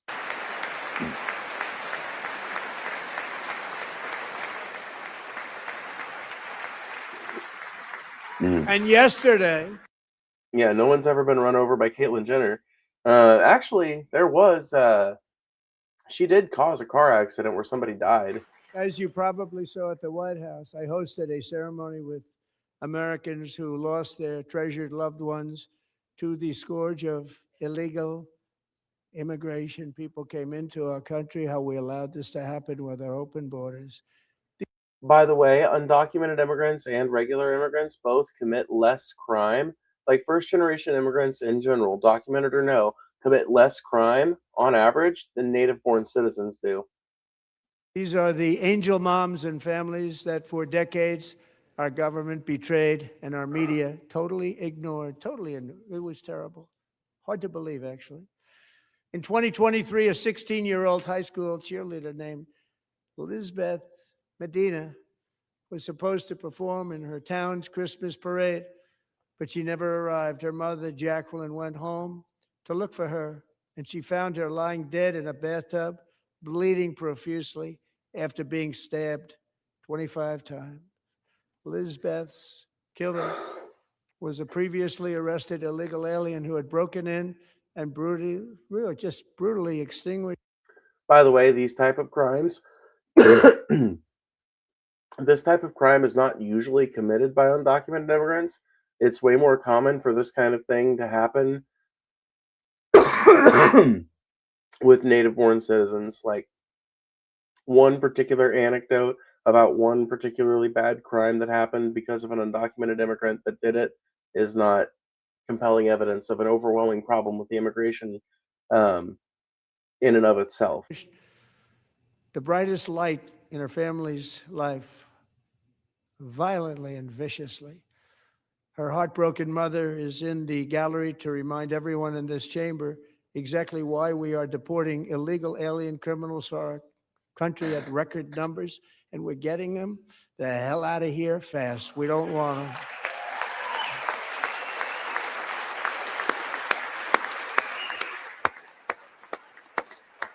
Dude, clapping at your own fucking, yep, all right, let's give him another bingo. That's yep, all right, that's the free spot. We got the free spot.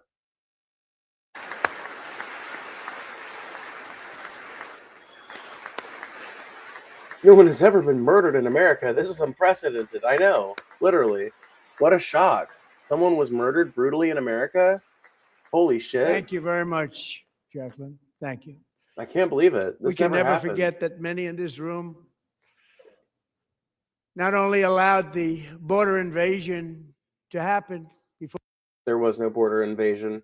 Literally, Joe Biden was like separating families at the border.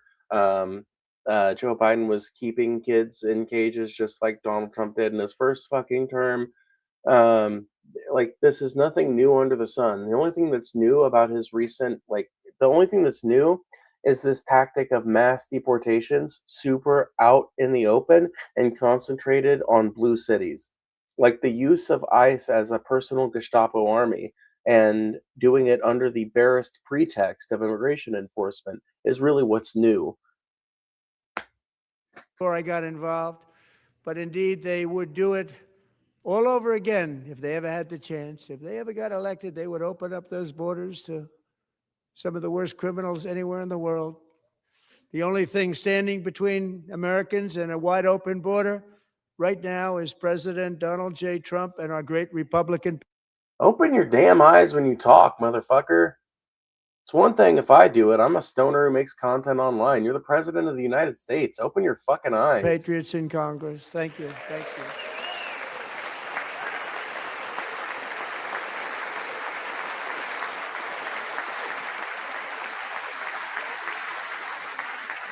As we speak, Democrats in this chamber have cut off all funding for the Department of Homeland Security. It's all cut off. Yeah, thank God. The fucking one time Democrats actually had a fucking spine and allowed funding to be cut off for the Department of Homeland Security. Thank goodness. You're telling me that ICE has to use its own budget now? Oh, boo-hoo. It's all cut off. They have instituted another Democrat shutdown, the first one costing us 2 points on GDP. 2 points we lost on GDP, which probably made... Dude, 2 points is like nothing. That's like a normal fucking fluctuation. them quite happy, actually. Now they have closed the agency responsible for protecting Americans from terrorists and murderers. Tonight I'm bullshit. Okay, hold on. Terrorists and murderers? Okay, so the FBI is the organization tasked with like tracking down interstate serial killers and shit like that. So no, but the Department of Homeland Security is a very recent thing. It was created with the Homeland Security Act back in like 2003 or something. It does not need to exist. Americans are protected better from terrorism by just having like the robust military that we have than we are by anything the DHS does. Literally anything. Every single one of their functions is done better, fulfilled better by some branch of the US military or our existent intelligence apparatus. demanding the full and immediate restoration of all funding for the border security, homeland security of the United States, and also for helping people clean up their snow. We have no money because of the Democrats, and it would be nice. We'd love to give you a hand at cleaning it up, but you gave no money. Nobody. Oh my God, literally mob boss shit. We would love to help you out with a little bit of disaster relief, but unfortunately, we can't do it because you shut down the government, even though we could fund that institution with other funding, even though we could do emergency funding measures, even though we could reclassify FEMA. Literally, they could reclassify FEMA tomorrow. It doesn't have to be unfunded. They could reclassify it tomorrow. They don't want to because they want to use this as a political bludgeon against blue states and Democrats broadly, who have been trying their best to hold the line and like respond to the will of the people of Minnesota and the will of the people of the United States, who have been overwhelmingly against these immigration enforcement, these immigration enforcement tactics, these Nazi tactics, going door to door, killing fucking random observers in the middle of the street like a dog.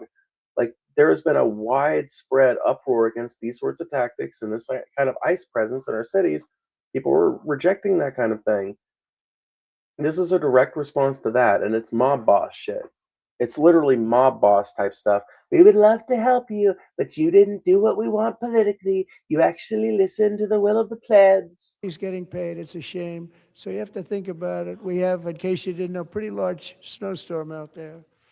One of the great things about the State of the Union is how it gives Americans the chance. Trump lies like he breathes. That was such a sad speech, dude. I just hope it ends soon. I just hope it ends soon, clearly bro. what their representatives really believe. So tonight I'm inviting every legislature to... Oh, what was that? Who said it? Who said something? ...really believe. So tonight, I'm inviting every Damn it, I can't hear legislator it. to join with my administration in reaffirming a fundamental principle. If you agree with this statement, then stand up and show your support. The first duty of the American government is to protect American citizens, not illegal aliens. Oh boy.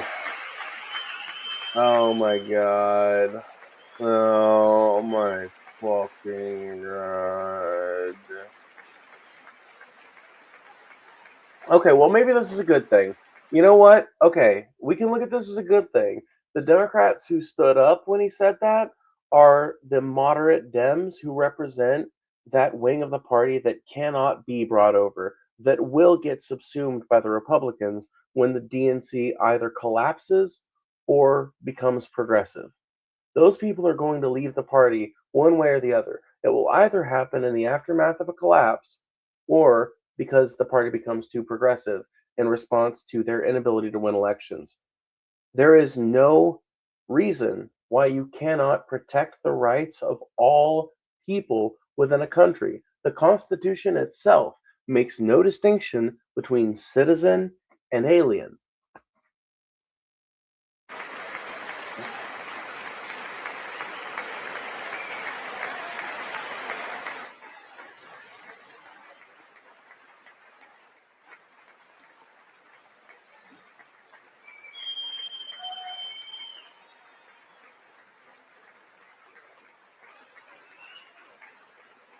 This is going to be, by the way, you're going to hear so much of this. Like, you're going to hear so much about this fucking cadre of Democrats that didn't stand up.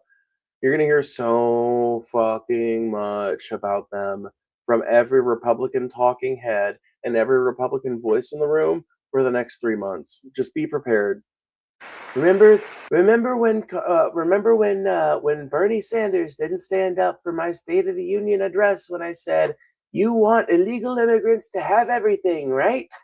Or whatever, dude. It's fucking ridiculous. This is going to be an optics nightmare for the Democrats because they're not going to be able to handle it well. I doubt very seriously that any of them had like an internal meeting to be like, hey, we need to like be prepared for him trying to set us against the broader American people. And when that optics thing happens, we need to be able to unite and say, you know what? I think the Constitution should protect all people.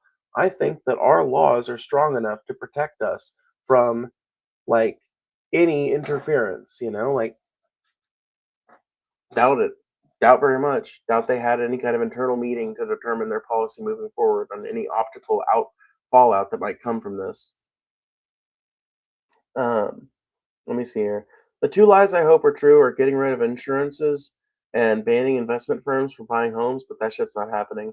Yeah, neither of that's happening. And as far as the getting rid of insurances thing, I guess I must have missed that part or something, or maybe I haven't gotten into it yet, but we would help them mop up the rain, but I guess they'll have to mop up their own rain. Yeah. Yeah, I guess you have to mop up their own rain. It's also kind of funny because like the Northeast states, which are the ones dealing with this snow, they already are like dealing with their own snow. They always deal with their own snow. They're like really good at dealing with snow up there. It's kind of like their specialty. I think the Democrats could be progressive. I don't think they're progressive right now. The glare off the crowd, though. I know, dude. Look at it. Oh my god, bro. Look at this shit. Make sure you guys hit that like button, by the way. Consider donating if you want to make sure your comment or question is better answered. I do read them all.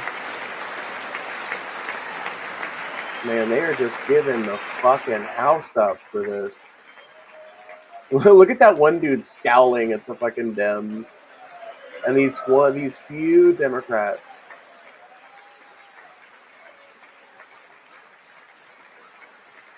Look at these few Dems standing up, just trying to fucking.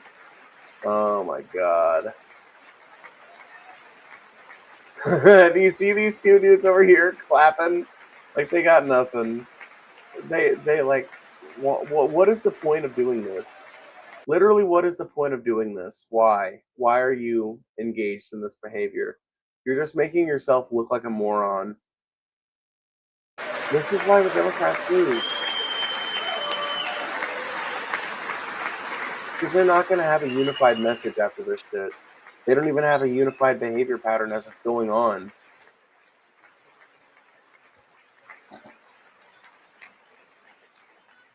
Isn't that a shame? You should be ashamed of yourself not standing up.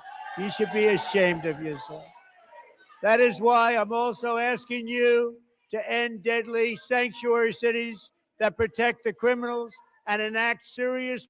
Okay, so it sounds like there's some like argument going on. I wish we could get another shot of the crowd because it sounds like there might be some like back and forth going on. Penalties for public officials who block the removal of criminal aliens.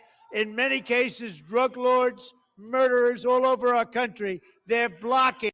End sanctuary cities. By the way, all a sanctuary city means is that your immigration status is not reported to ICE whenever the police interact with you. That's it. That's all it means. The removal of these people out of our country, and you should be ashamed of you. You could get rid of every single illegal immigrant in this country. You could get rid of every single brown person in this country. Your rent is still going to get higher next year. Your wages are still going to remain stagnant. The economy is still going to be completely untethered to your cost of living and lived reality. Yourself.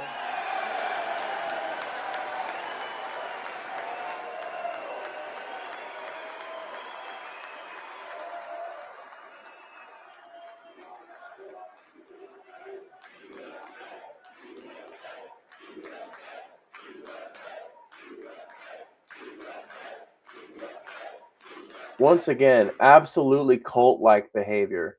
This is not something you normally see in the State of the Union. Just absolutely cult-like chanting, all clapping at the exact same time. This is not something you normally see at a State of the Union. Even a well-liked president doesn't normally see this. This is the result of an incredibly polarized political environment and the State of the Union being made a political venue. Projection. Perhaps most importantly, I'm asking you to approve the Save America Act. By the way, the Save America Act is that big piece of like election interference legislation that they're really pushing. It's basically a voter ID bill. By the way, you are already required to register to vote in all 50 states. Like you have to register to vote. We don't automatically sign you up or anything like that. And you have to be a citizen to be able to vote, or you have to have like permanent residency or something like that. Like there are very specific. I think it's only U.S. citizens who can vote, actually. So yeah, you can't even be a permanent resident. You have to be a fucking naturalized citizen or a natural born citizen. You can't you can't. You have to register to vote to be able to vote. They check your voter registry. Either like some states already want when I voted in Missouri, for example, I would have to present my voter ID card. So like we already have some like primitive form of voter ID laws already on the books. This is just literally another step to make it harder for regular people to vote.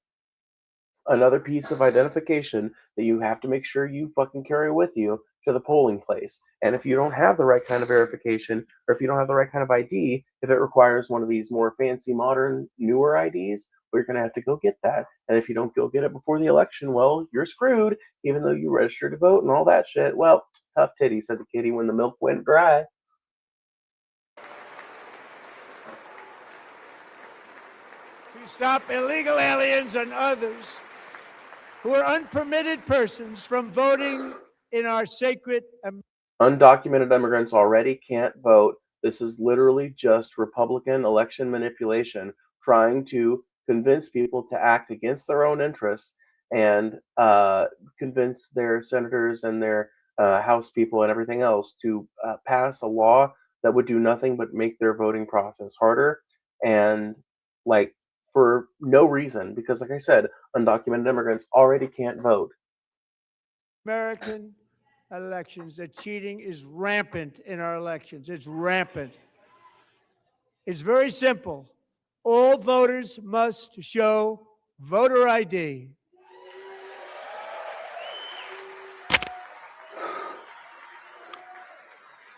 Already required in a ton of states. Literally so stupid. Already required in a ton of states, and I guarantee you it's not going to be voter ID. because like a voter ID, like a voter registration card, is already a pretty easy thing to get a hold of, and most people have one issued to them when they sign up to vote. Something tells me this is going to be a little more specific and a little more costly. It's just the new version of a poll tax. Literally, this is just the new literacy test. All voters must show proof of citizenship in order to vote. You already have to show proof of citizenship to have your registry accepted by the fucking county clerk. People just don't understand how this stuff works, I don't think. I guarantee you there are tons of people who just don't think about the bureaucracy that runs their country. Because I don't know how you could get away with talking points like this. Unless you're talking to a population that just flat out doesn't know how anything works. And no more crooked mail-in ballots except for illness, disability, military, or travel. None. And this should be an easy one. And by the way, it's polling at 89%, including Democrats, 89%.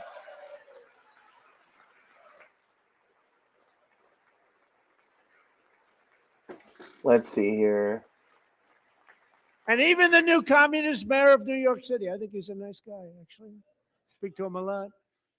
Ah, see there, he still likes Sauron. Just goes to show you, the thing Trump respects more than anything is the perception of authority.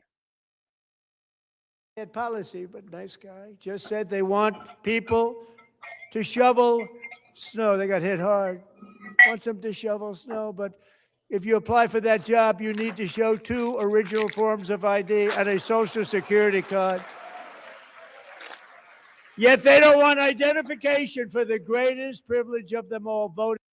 Okay, this is so fucking frustrating because I have to keep reiterating it. You already have to be a U.S. citizen for your voter registration to be accepted by the county clerk.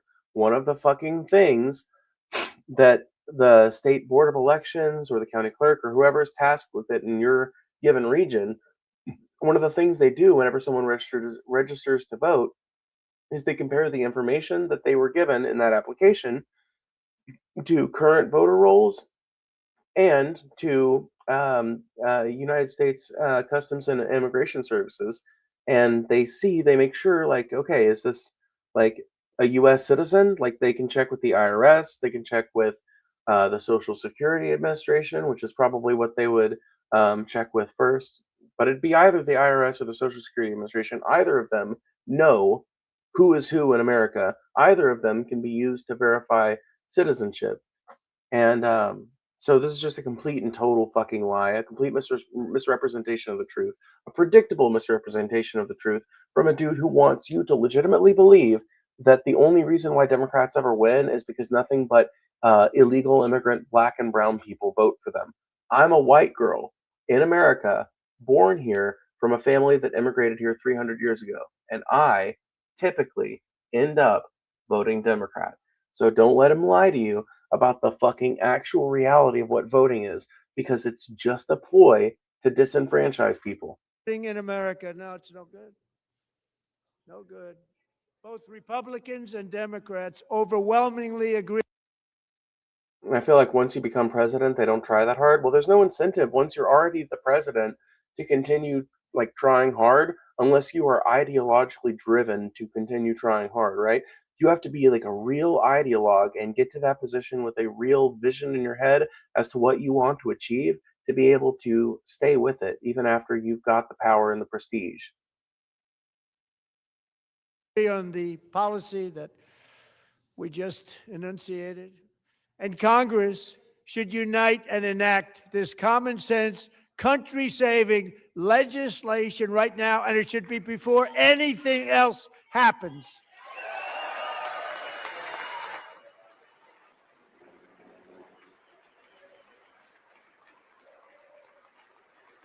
Oh man, I'm not going to go over it again, but he's just full of shit. Literally, like everything he says, he's full of shit on this one. The Save America Act is not going to do anything substantive to the elections except get less Democrats to vote, because Democrats are typically the people who get disenfranchised by measures meant to make voting more complicated, because Republicans like the idea of bureaucratic complexity when it works to their benefit. You can convince a Republican to jump through 20 hoops if it means disenfranchising a black person at the other end of it. And the reason they don't want to do it, why would anybody not want voter ID? One reason, because they want to cheat. There's only one reason. Says the cheater who was calling around looking for boxes of votes when he was about to lose his election.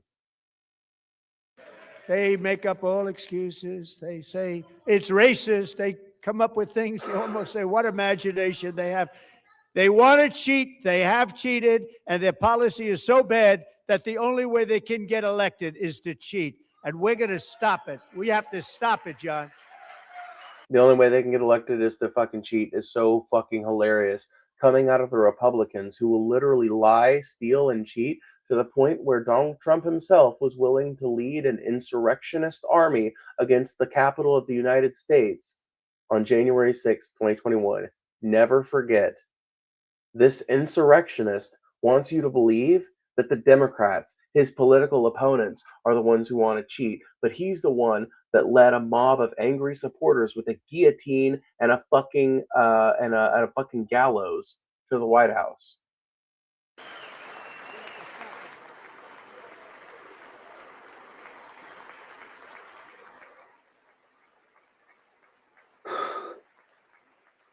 And here is one more opportunity to show common sense in government. In the gallery tonight are Sage Blair and her mother, Michelle. In 2021, Sage was 14 when school officials in Virginia sought to socially transition her to a new gender, treating her as a boy and hiding it from her parents. Hard to believe, isn't it? Before long, a confused Sage ran away. Okay, so this is a trans kid that is being like abused by their parents and forced to live a lie. Away from home after she was found in a horrific situation in Maryland. A left-wing judge refused to return Sage to her parents because they did not immediately state that their daughter was their son. Sage was thrown into an all-boys state home and suffered terribly for a long time. But today, all of that is behind them because Sage is a proud and wonderful young woman with a full ride scholarship to Liberty University. Sage and Michelle, please stand up.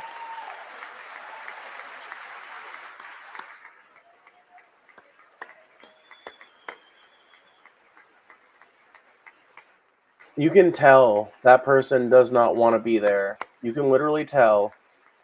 Like, tell me this is not an abused kid. This is a kid who was literally, like, so terrified of her parents.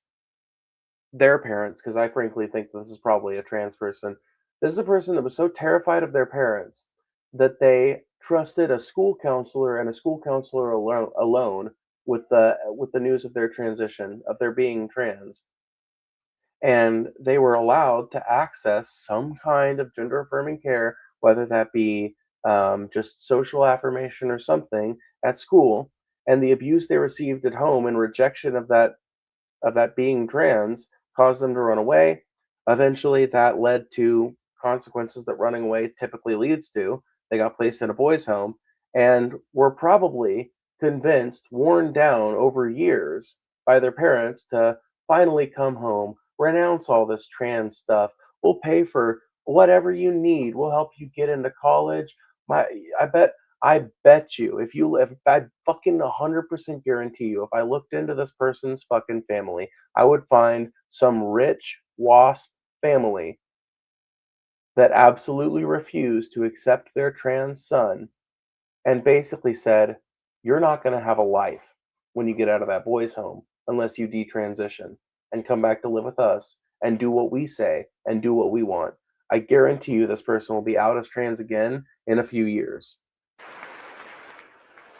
If they're happy to be there, if they're proud of their detransition, why aren't they celebrating? Why isn't she like playing off the femininity? Like, man, yeah, I am a girl. Look at me. Look at how sexy and curvy I am now. Look at my pretty hair.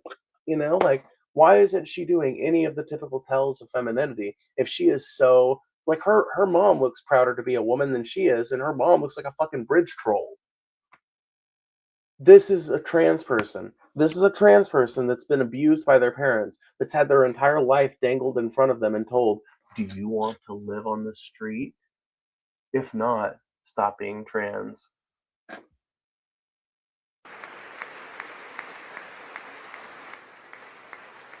And thank you for your great bravery. And who can believe that we're even speaking about things like this?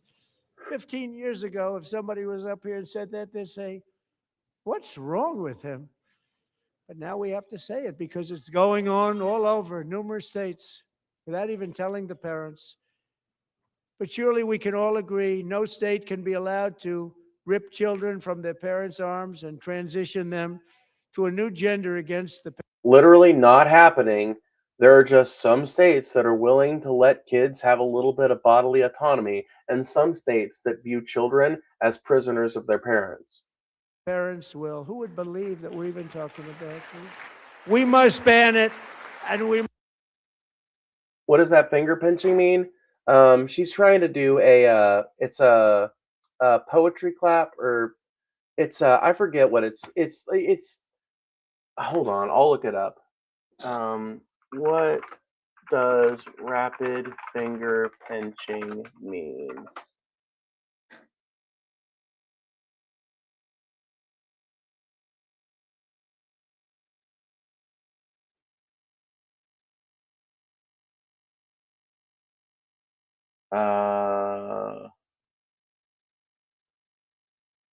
Okay, well, I'm not finding the answer I was looking for. Okay, well, it's hard to explain. It's like clapping, but it can sometimes be sarcastic.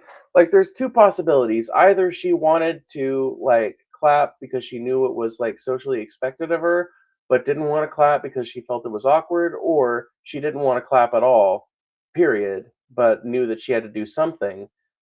So it's kind of like a poetry it's kind of like snapping instead of clapping, but even worse. I don't know how to put it. I really don't know how to put it. Must ban it immediately. We must ban it immediately. What now? Huh? Oh, I think he was talking about that crazy shit he just made up about like states ripping kids from their parents' arms and transitioning them against their will. Dude, do you guys ever think about the wacky, insane world of the mind of a Republican? Like, do you guys ever just sit back and think about the crazy shit they actually believe to be legitimately true? Look, nobody stands up. These people are crazy. I'm telling you, they're crazy. Oh, is he going to call them terrorists? Is he going to say they're destroying the country? Come on, Trump. Come on, call the Democrats terrorists. Amazing. Incredible. Boy, oh boy. We're lucky we have a country. With people like this, Democrats are destroying our country, but we. Oh my God! He said it! He said it! He literally said it! He literally said the exact word I had on my bingo card! He literally said it! Oh my God! He said the exact fucking shit I had on my bingo card! Oh my God! No one God, cares more about protecting America's youth than our wonderful First Lady. Now a movie star. She's a movie star. Oh my God. He is so predictable. Who would have believed that? I have one, over two, the three, past 4, 5, year, 6, 7 she has had spots. an incredible impact championing AI legislation, advancing a landmark executive order on foster care, and helping secure $30 million to launch the Melania Trump Foster Youth to Independence Initiative. It's a tremendous, really a tremendous thing that happened and had a lot of bipartisan support. She gets much better bipartisan support than I do. I get none. She gets. Can't imagine why. I can't imagine why your undocumented immigrant wife would get more support than you do. It's a lot. Someday you're going to have to tell me how you did that. And students and educators in every state have joined the First Lady's efforts in the presidential AI challenge, keeping America's next generation positioned to succeed and strongly succeed in the future. Tonight, we welcome two young people whose lives reflect the First Lady's impact, Sierra Burns and Everest Nevermont. Never Thank you mind. both. What a And name. Melania, thank you. I know how hard you worked on it. Thank you very much.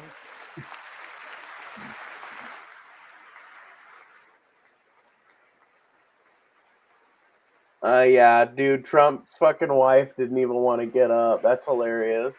Did you see how fucking, like, reluctantly Melania got up? That's fucking funny. All right, hold on. She is so reticent. Do you see how she's just like, oh, okay. There's that old man from earlier.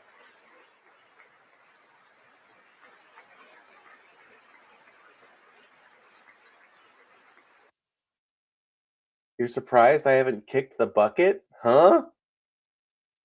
Let's see. I just want to see what, like, every so often it's fun to see what the people who are talking shit on me look like. So I'm just gonna, let's see here. Let's do this and this. And then let's do, let's see, upload, no. Share on social networks, no. Let's just save it here. And then we'll go like this. And we'll open it like that.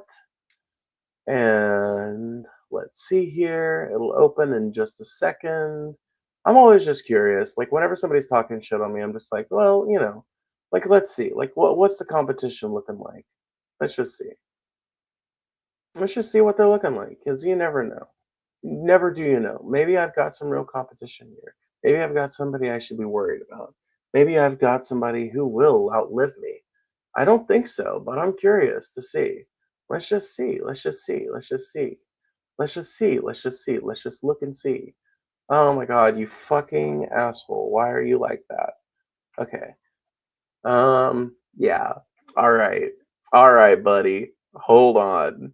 Hold on now. Hold on now. Buddy. Buddy. This is you. You aren't living any longer than I am, dumb fuck. Dude, literally, let's look at the fucking. So you've got the wood paneling from the 1970s, probably live in a way older trailer than I fucking do, which is just hilarious considering the amount of shit you talk in here. You've got bad, spatchy facial hair that doesn't really cover your full mustache like you should have as a man. You've got glasses that are clearly outdated and a balding hairline as it recedes back towards your hopes and dreams that have been left hopelessly in the dust. I don't think you need to be talking shit, friend. I don't think you need to be talking shit. Something tells me you're not the person who should be in here telling me what's what.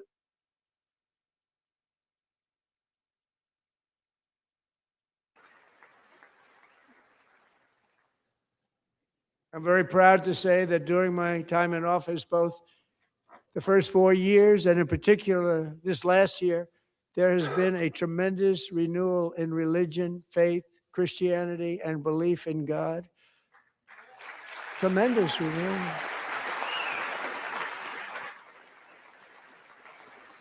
What did he say about God? What is he yammering about?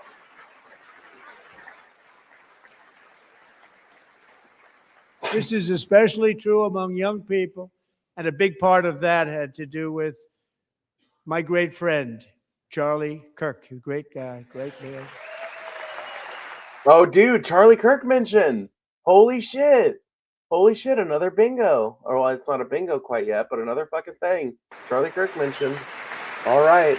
What else are you going to say, Trumpo? Trumpy? So last year, Look, Charlie Kirk, was violently murdered by sociopath. an assassin and martyred, really martyred for his beliefs. Martyred. His wonderful Oh my wife, God. Erica, Give me is a with us break, tonight. dude. Erica, please stand. He was not martyred. He was fucking killed by some dumbass on a roof.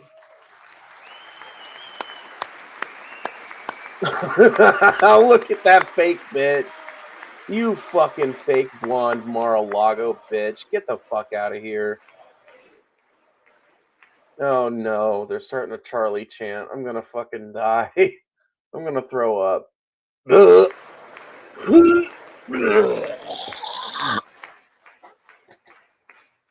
you, Erica. been through a lot. Kirk In murdered by Charlie's one of his memory, own. we That's what must I all think. come together to.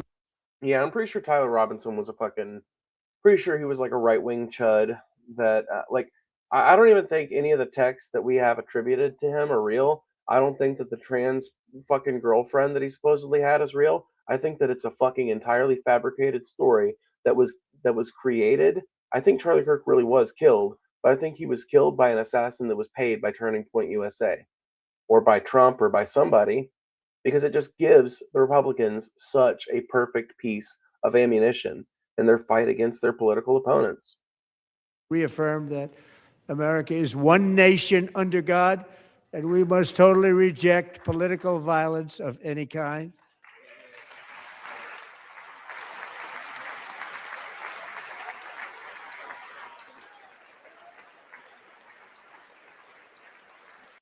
He says reject political violence of any kind, but he wouldn't reject the political violence that happened on January 6th that was in favor of his election, or I'm sorry, his reelection despite not being elected. Nor would he condemn the political violence that happened at the Unite the Right rally in Charleston, South Carolina. We love religion, and we love bringing it back, and it's coming back at levels that nobody actually thought possible. Wrong. Religion has been in a massive decline over the last 20 years. It's really a beautiful thing to see. Above all, unleashing America's promise. I mean, I guess it is fair to say that America is experiencing like a minor resurge in religiosity, but it really is just that. It's a very minor uptick, like an upsurge in religiosity.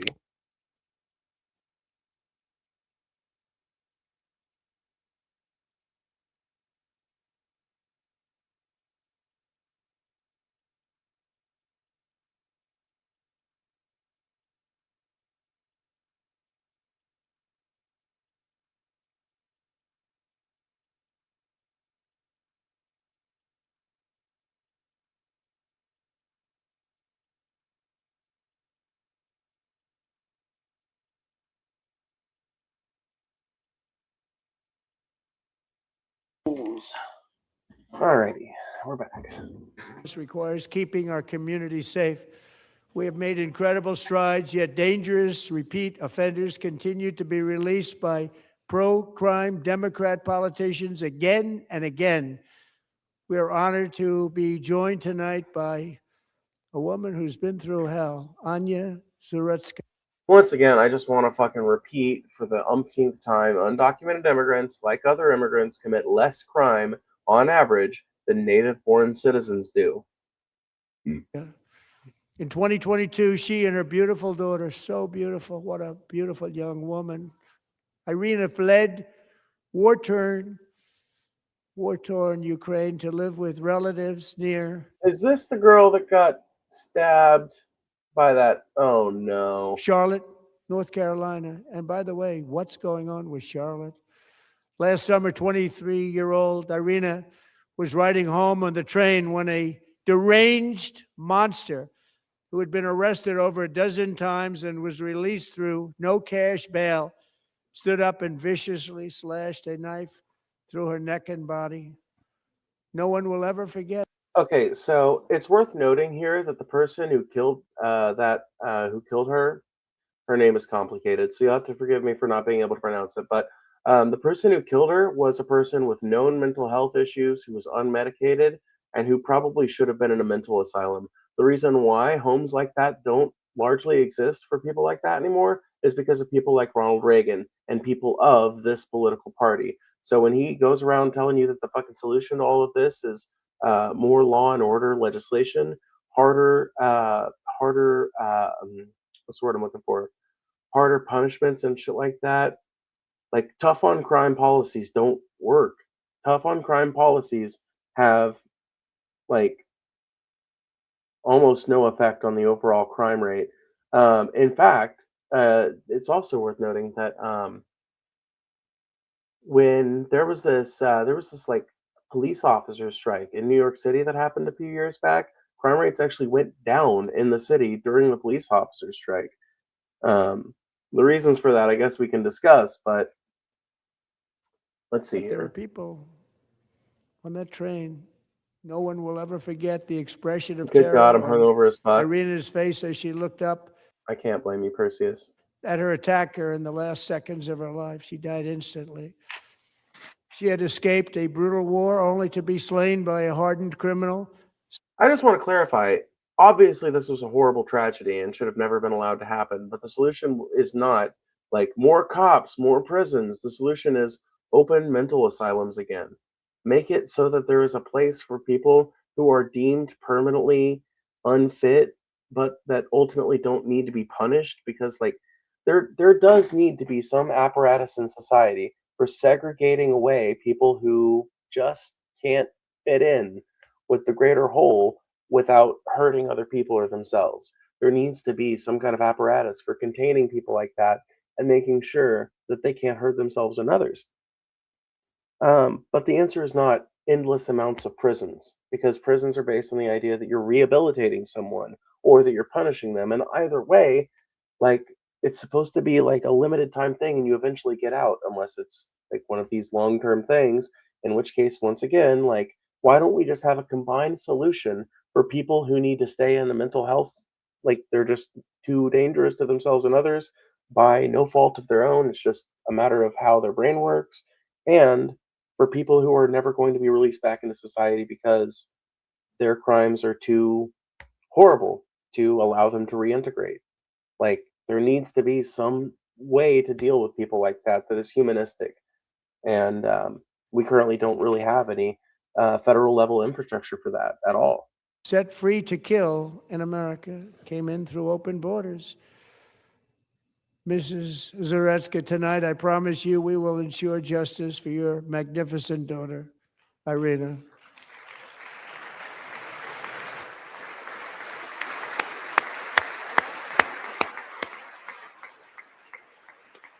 I can't imagine it feels good to be paraded in front of the American people, to be used as a prop by the president. Literally sobbing in front of the American people.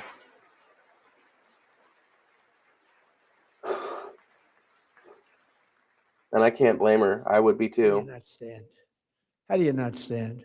I'm asking this Congress to pass tough legislation to ensure that violent and dangerous repeat offenders are put behind bars, and importantly, that they stay there.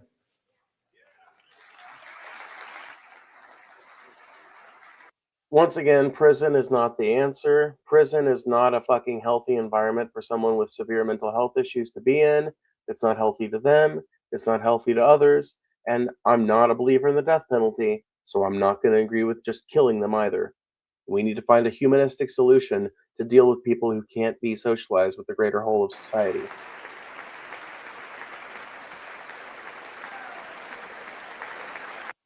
It's not a prop, it's called compassion. It is not compassion to fly out a grieving mother to some, I don't know, like, what is this? This looks like the assembly hall of the House of Representatives, kind of.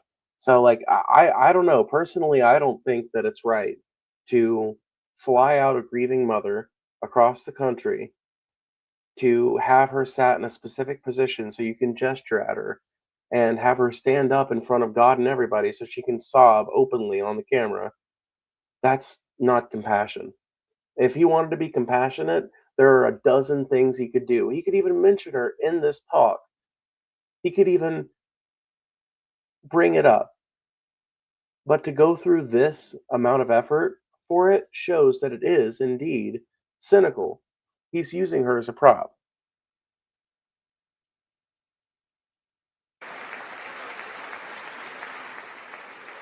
Starting last summer, I deployed our National Guard and federal law enforcement to restore law and order to our most dangerous cities, including Memphis, Tennessee, big success, New Orleans, Louisiana, big success, and our nation's capital itself, Washington, D.C.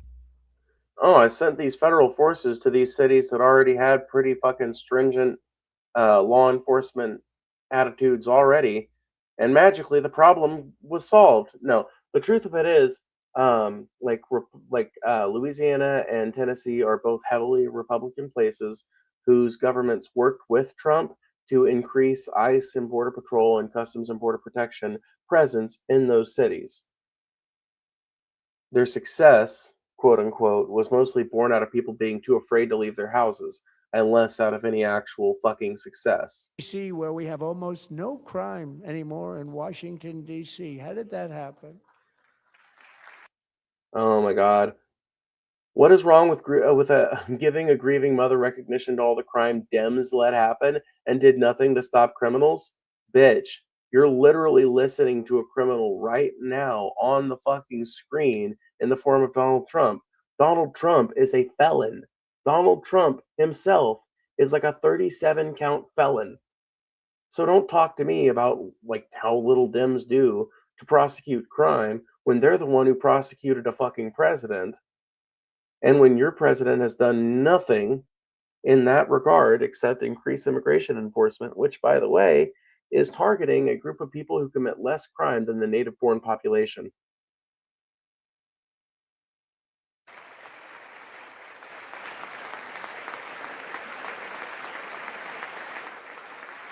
I love this, dude. You act like prisons just all open up under a Democratic administration. There really are. Like, I really do believe that the Republican Party and the MAGA movement itself is entirely made up of rural fucking hayseeds that never leave their house, that never leave their fucking, like, there's 2 times a day when they leave their house or when they are outside at all. One is when they walk from their house to their SUV, and the other is when they walk from their SUV, which is parked in a handicap spot that they're not eligible for at the very front of the parking lot, into the Target, and maybe a couple more times on their way back to their house after going to the Target. They literally never interact with other human beings. They are terrified of other human beings. They don't have like any frame of reference for how things are going in the city because all they know about the city is scary black people live there.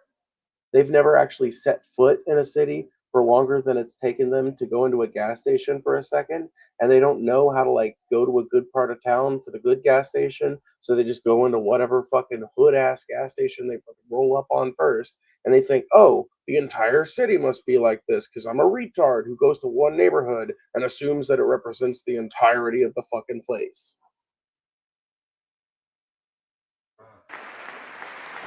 In fact, crime in Washington is now at the lowest level ever recorded, and murders in D.C. this January were down close to 100% from a year ago.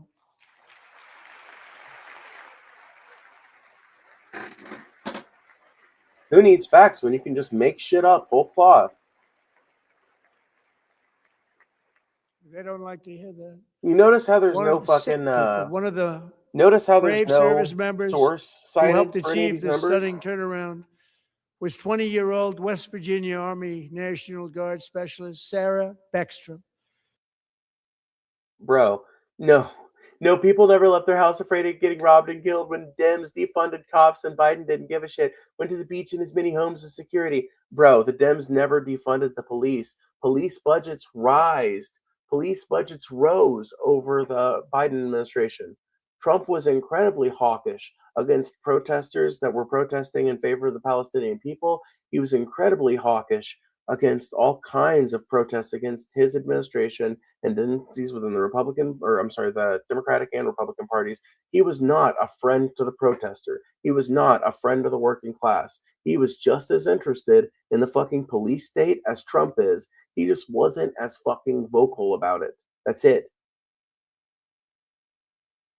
Not only that, but there are literally 4 years of economic growth and bounce back that you can see that happened during the Biden administration, 2021 to 2025, as things recovered from COVID and people started going back to work and people started going back to bars and shit like that. Literally, this is what I'm talking about. You're the kind of hayseed that I'm talking about, Mad Rush 2.0. You don't go anywhere besides your house and work. So you don't actually know how the country is doing. All you know is what you read in the news. And according to the news, the country radically shifts every 4 years. According to the news, the entire country was completely unrecognizably different 4 years ago. So that's what you believe. You don't actually go out there and do shit. You don't actually pay attention to the world around you. I don't mean the world out here online. I mean literally, like the town you live in, the town you work in. You don't pay attention to them. You don't care. You don't listen to the conversations you have with people. You just listen to the fucking ruroid targeted fake news fucking demagogue that you've latched onto, and you allow that to be your entire source of perception because you cannot be cognizant of the actual trends going on the ground and have your viewpoint. You can't. You cannot. You cannot think that the country had open borders 4 years ago unless you're a person who lives nowhere near the border. But I can tell you, as a person who was driving all around near the southern border during 2021 and 2022, that Joe Biden was just as hawkish on the border. I literally had to go through Border Patrol checkpoints on I 10, on US highways leading off of I 10. You kidding me? Literally, I had to go through more fucking immigration checkpoints just going through New Mexico and Texas that I'd ever seen up to that point in my entire life. So go fuck yourself. You don't know what you're talking about.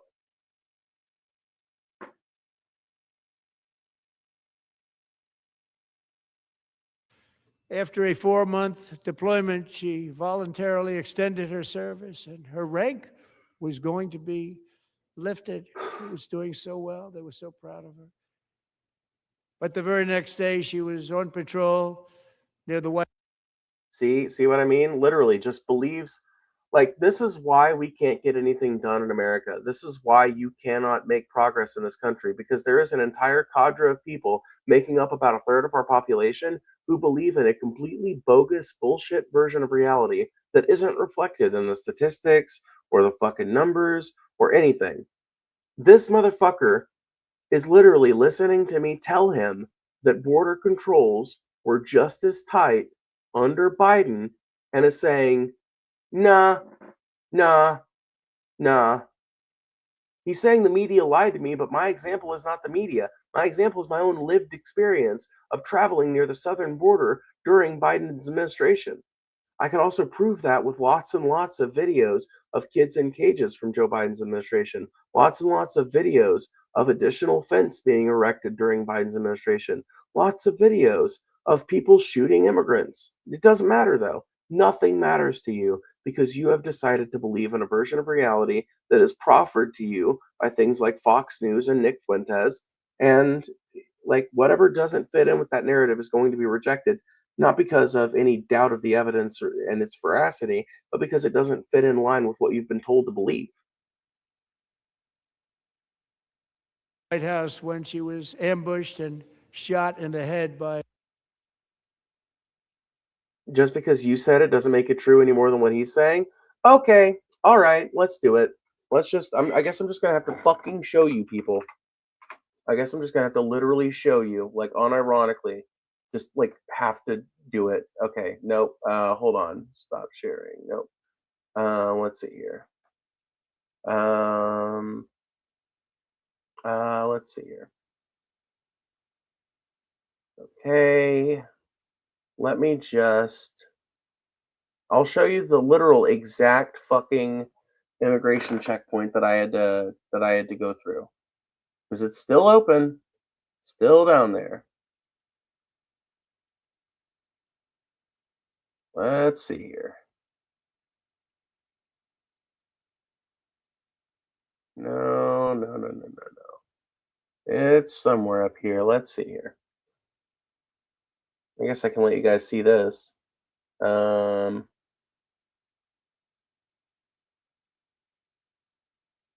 Let's see here. Oh, where are you going? What are you doing? Okay.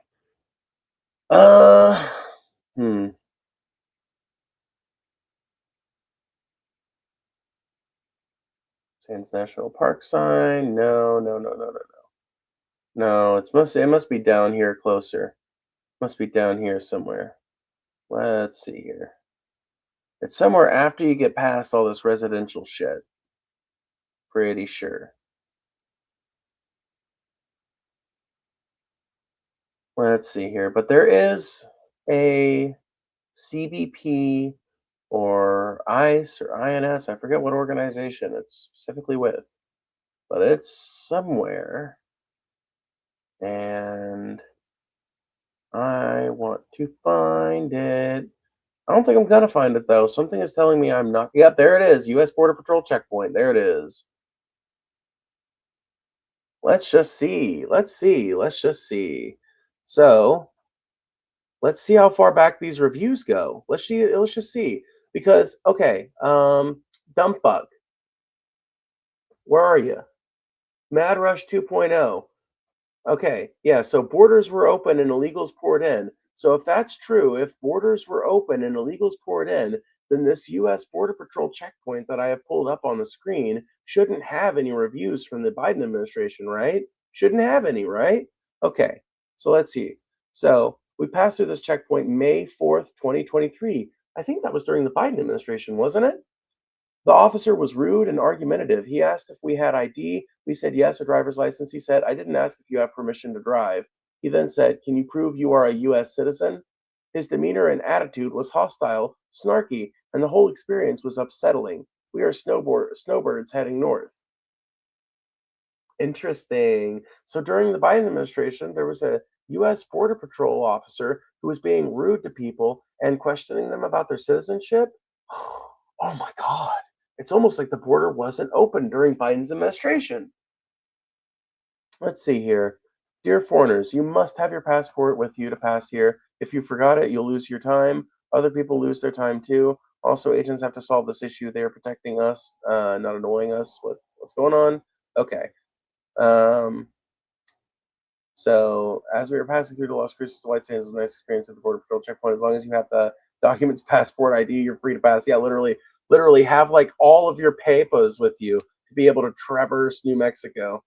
I love it. Let's just see here. Department of Homeland Security, U.S. Customs and Border Protection. Border Patrol checkpoints are a critical enforcement tool for securing our nation's borders against all threats to our homeland.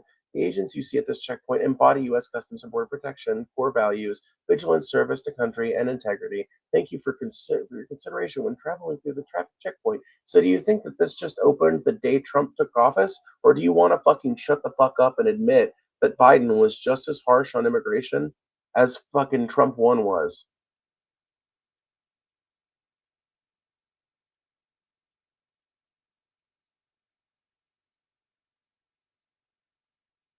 A terrorist monster from Afghanistan shouldn't have been in our country.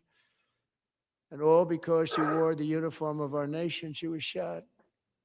He traveled here because he didn't like people wearing our uniform. He was sick and deranged, shouldn't have been in our country. Sarah Beckstrom died in order to defend our capital, and we are honored to be joined by her wonderful parents, Gary and Evalie. Your daughter was a true American patriot, and she will be greatly missed. She was a great person. I saw reports on her. They've never seen anything like it.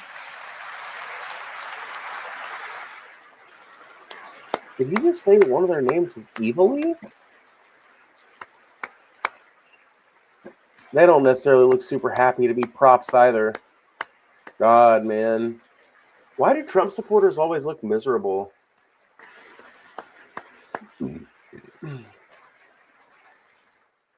So sorry. Thank you very much. She's a great young lady. I saw reports that were like, perfect. She was perfect. Serving alongside Sarah that day was Staff Sergeant Andrew Wolf. Man, I hope this ends soon. The terrorist shot Holy Andrew in the shit, head, man. and no one thought he could possibly make it. The two of them, Sarah and Andrew, both shot violently in the head. Neither was expected to make it. They weren't even given a chance, except his wonderful mother, named Melody, who I spoke to the same night. And she was so positive. The doctors thought that Andrew was gone. But his mother said, no, Mr. President, Andrew will be fine. He's going to make it. I've never seen anything like it. Wait, what? His what? Hold on, huh? This old man story isn't making a whole lot of sense. The two of them, Sarah and Andrew, both shot violently in the head. Neither was expected to make it. They weren't even given a chance, except his wonderful mother, named Melody, who I spoke to the same night, and she was so positive. The doctors thought that Andrew was gone, but his mother said, no, no, Mr. President, Andrew will be fine. He's going to make it. I've never seen anything like it. I mean, Okay, he I was think given I get what almost no you're trying to say chance. now. She said, Okay, I have no that's doubt, sir, he's going to be okay. This was a conversation that I had with her that night, with her son laying helplessly in bed, blood all over. Everybody is praying, she said, sir, he will be okay. The doctors didn't understand what she was saying. And after looking at the results of the damage done, neither did I. She was so strong and conclusive that even Andrew's great father felt she didn't really understand the gravity of the situation. But she turned out to be right. Right, Melody? She turned out to be right.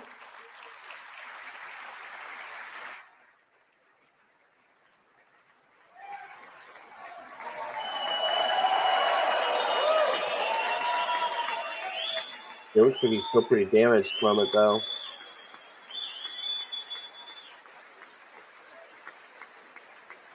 Yeah, literally no one that they've made stand up looks happy to be getting used as a prop. Literally nobody.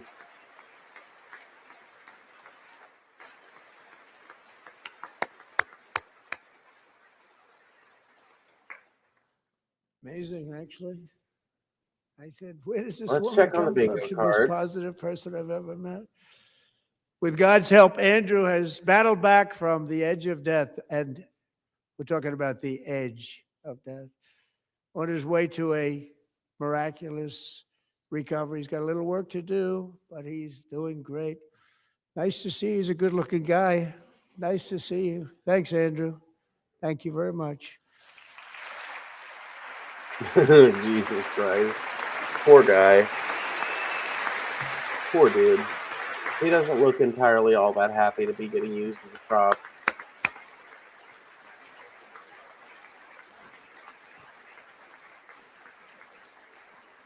So, Andrew, while you're up, now I'm going to ask a highly respected General James Seward to present Staff Sergeant Andrew Wolf and the great family of Sarah Beckstrom with the award created by our late, great President George Washington himself. It's called the Purple Heart. All right. Well, this is once again pretty normal stuff to see during a the State of the Union. It's not that uncommon to see particularly prestigious combat medals awarded during a ceremony like this. So can't really fault him for this one.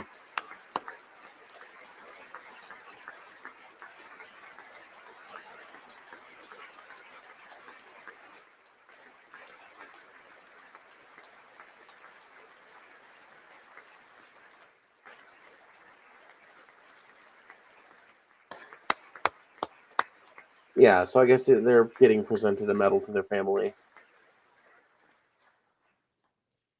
We love you all. Love you.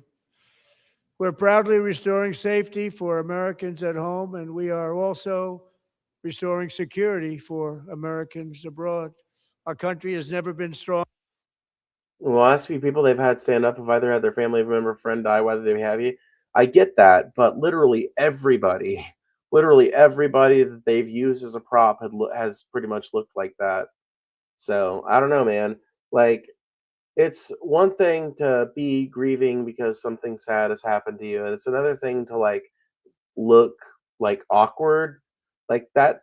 uh, I don't know. If you can't see it, then I guess I can't help you, but I see a very clear and obvious look of desperation and awkwardness in many of these people's eyes. In my first 10 months, I ended 8 wars, including Cambodia. Isn't it funny? Sick people. Cambodia and Thailand, Pakistan and India would have been a nuclear war. 35 million people said. I'm not talking about the grief. I'm not talking about their grief. Obviously, they're going to be grieving. Obviously, they're going to be sad, but they look downright kind of like awkward, like they don't really know, like they weren't really expecting to be specifically called out. The Prime Minister of Pakistan would have died if it were not for my involvement. Kosovo and Serbia, Israel and Iran, Egypt and Ethiopia, Oh shit! Oh my Armenia god! I and had this on the fucking thing Azerbaijan, too. the Holy Congo shit! and Shit. Rwanda, Okay. and of course the war in Got Gaza, another which bingo. proceeds at a very low level. It's just about there. And I want to thank Steve Witkoff and Jared Kushner for your help. Thank you, Steve. Thank you, Jared. By the way, a bunch of those wars that Trump cited, he had literally nothing to do with the end of them, and some of them continue to go on. Gaza has continued to see casualties at the hands of IDF soldiers in the wake of his supposed peace plan.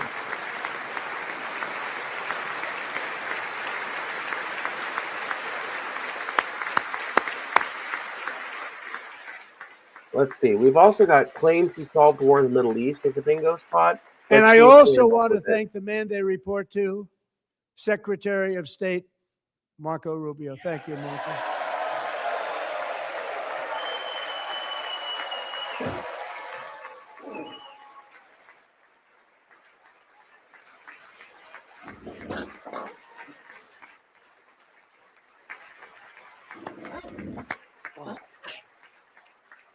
People like you. You know, Marco got 100% of the votes when he was in confirmation. I think our next one was about 54%. Oh, when he was And some of the confirmed, yeah. Democrats are now saying, He I might can't have. believe we approved that guy. And he said it's an honor that they feel that way, right, Marco? You have done a great job, great Secretary of State. I think he'll go down as the best ever. No, he definitely will not be. Marco Rubio is a Under the ceasefire I negotiated, every he is single a hostage, both living warmongering, and small little man whose family fled from the Batista regime, who now claims that his family fled from the Castro regime because he has a hard-on against invading Cuba. He does not see himself as Cuban. He sees himself as a white European set to conquer Cuba as once his ancestors did. dead has been returned home. Can you believe that?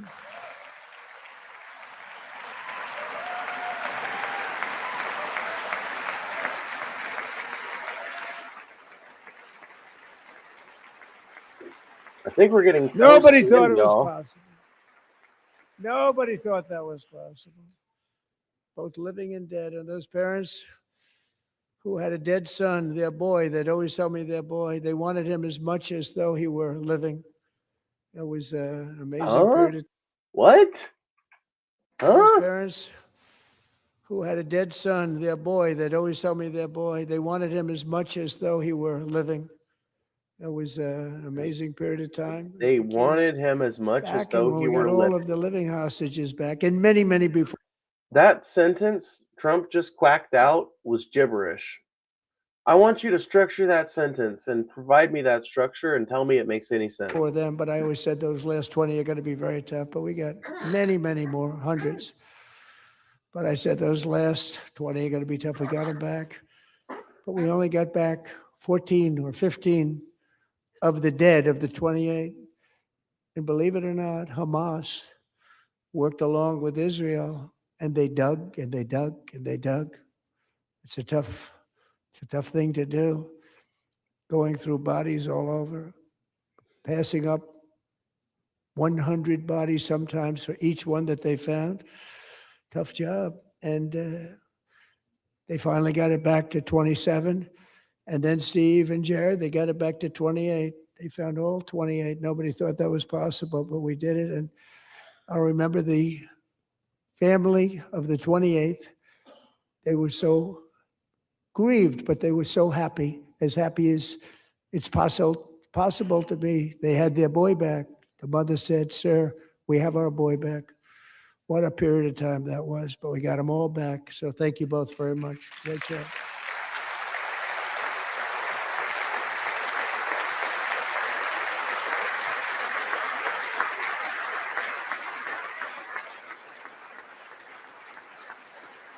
And we're working very hard to end the 9th war the killing and slaughter between Russia and Ukraine, where 25,000 Oh, soldiers yeah. are dying. The war in Ukraine, the war between Ukraine and Russia, which by the way was supposed to start to end day one when Trump took office. Remember that little campaign promise? I do. Dying each and every month. Think of that, 25,000 soldiers are dying a month. A war which would have never happened if I were president, would have never happened. As president, I will make peace wherever I can, but I will never hesitate to confront threats to America wherever we must. That's why in a breakthrough operation last June, the United States military obliterated Iran's nuclear weapons program with an attack on Iranian soil known as obliterated Iran's nuclear weapons. Peace wherever I can, but I will never hesitate to confront threats to America wherever we must. That's why in a breakthrough operation last June, the United States military obliterated Iran's nuclear weapons program with an attack on Iranian soil known as Operation Midnight Hammer.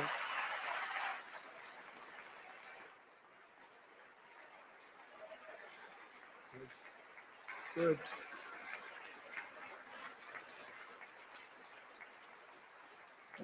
For decades, it had been the policy of the United States never to allow Iran to obtain a nuclear weapon. Many decades. Since they seized control of that proud nation 47 years ago, the regime and its murderous proxies have spread nothing but terrorism and death and hate. They've killed and maimed thousands. This is an interesting way to reframe Iran being the last vestige of any kind of autonomy within the Middle East. Literally, Iran has been the only thing pushing back against Israel's domination in that region. Thousands of American service members and hundreds of thousands and even millions of people with what's called roadside bombs. They were the kings of the roadside bomb. And we took out Soleimani. I did that during my first term. Had a huge impact. You know what? I'm just going to hit it. He was the father of the roadside bomb. I'm pretty sure he fucking warmongered against Iran.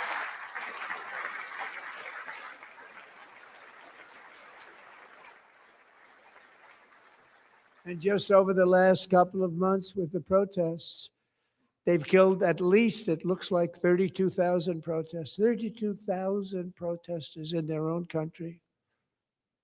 They shot them and hung them. We stopped them from hanging a lot of them with the threat of serious violence. But this is apparently not that many, because they still managed to kill thousands of them. Some terrible people. They've already developed missiles that can threaten Europe and our bases overseas, and they're working to build missiles that will soon reach the United States of America. By the way, this warmongering against Iran has taken this exact format for fucking decades now. Literally, Iran has been a week away from having ICBMs since I was a fucking kid.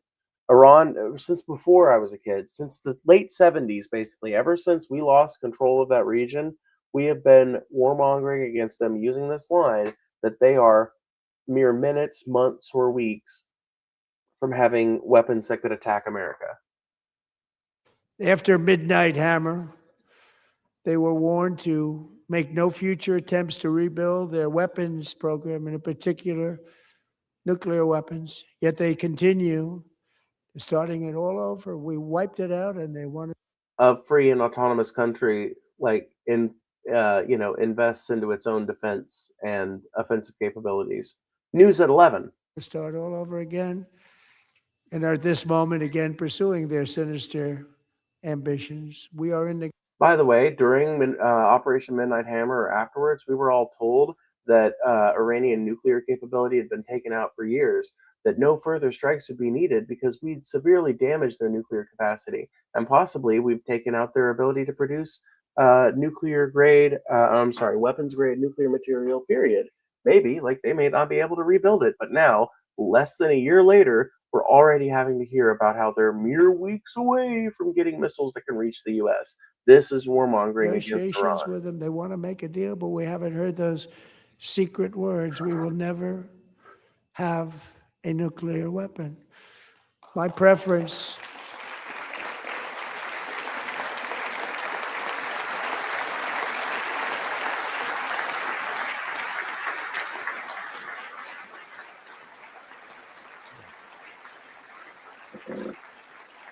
My preference is to solve this problem through diplomacy. But one thing is certain, I will never allow the world's #1 sponsor of terror, which they are by far, to have a... By the way, this was a line that neoconservatives used to apply against the Soviet Union. They've had to find a few new villains now. nuclear weapon. Can't let that happen.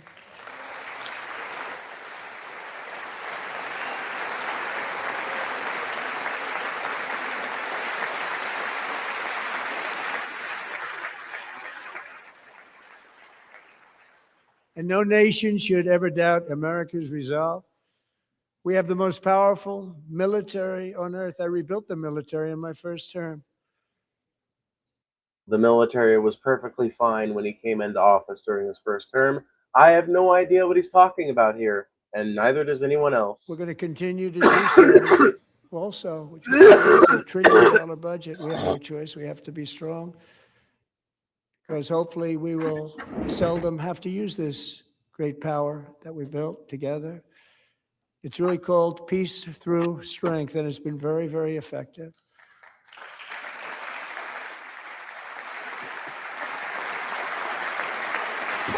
By effective, he means that it hasn't actually substantially affected any of the armed conflicts in which American money and weapons are involved right now. The conflict in Israel continues to go on. The conflict between Ukraine and Russia continues to go on. So thanks to Republicans in Congress, we're investing that record number of dollars, have no choice, in the United States Armed Forces. Also creating a lot of jobs, but we're not even doing it for that reason. Because as I said, we have more jobs, more people working today than ever before in the history of our country. And NATO countries are friends and allies. How is he creating so many jobs if they're... But I thought they only private sector jobs strong request sound like public sector jobs. To pay 5% of GDP for military defense rather than the 2%, which they weren't paying. We were paying for almost all of NATO. Now they're paying 5 as opposed to not paying 2.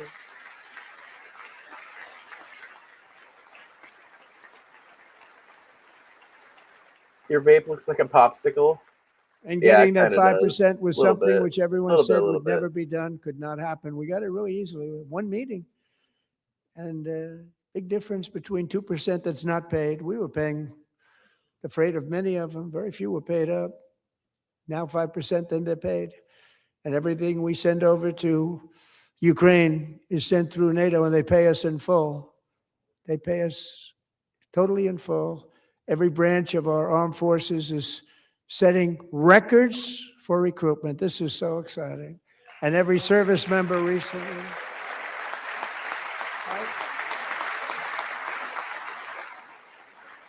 I have no idea if this is true or not, but considering it's coming out of Trump's mouth, probably not. Thank God we're getting to the end of this damn speech, though. And every service member recently received a warrior dividend of $1,776.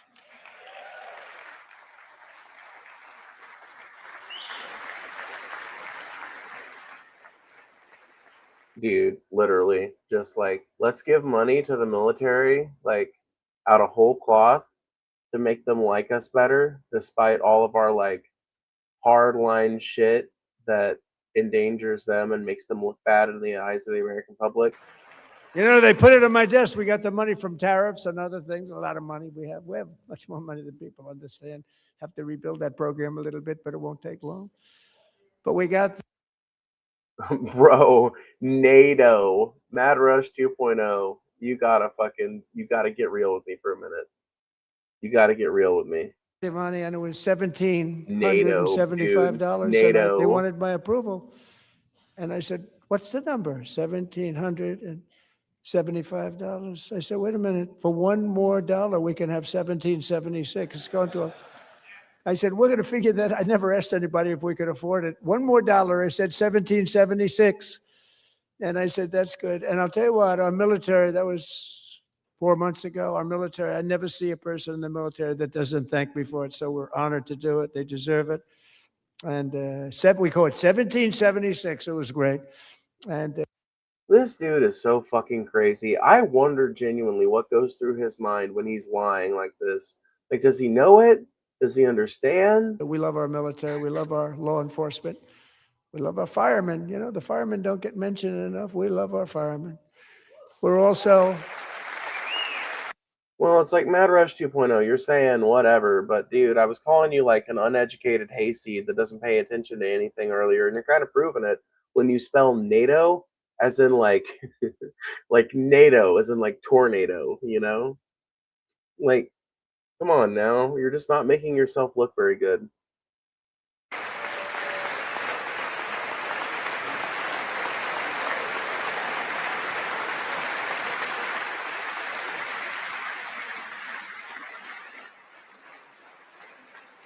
We're also restoring American security and dominance in the Western Hemisphere, acting to secure our national interests and defend our country from violence, drugs, terrorism, and foreign interference. For years, large swaths of territory in our region, including large parts of Mexico, really large parts of Mexico, have been controlled by murderous drug cartels.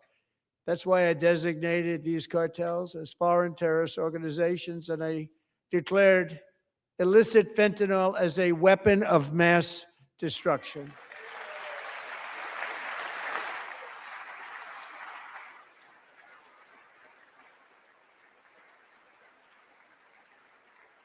And yeah, with our EMTs new and medics military... have been facing an increasing amount of violence. Like, tensions have risen throughout America, and they've been one of the fucking victims of that. But do they get a mention? Nope.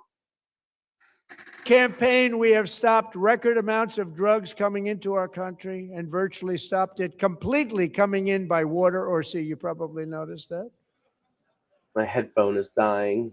We very seriously damaged their fishing industry also. Nobody wants to go fishing anymore. We've also... Did he just admit that they went after fucking fishing boats? We're Oh, also God, restoring American security and dominance Give me in one the minute. Western... Okay, 1 second, guys. I need to blow my nose and figure out something for this headphone situation.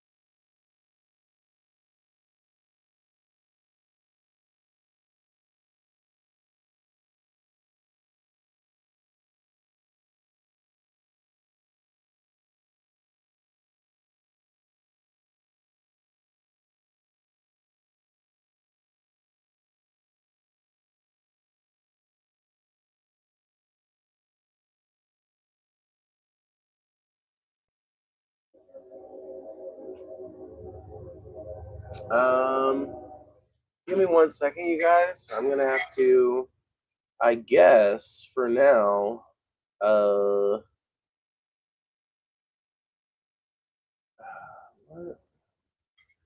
That doesn't make any sense.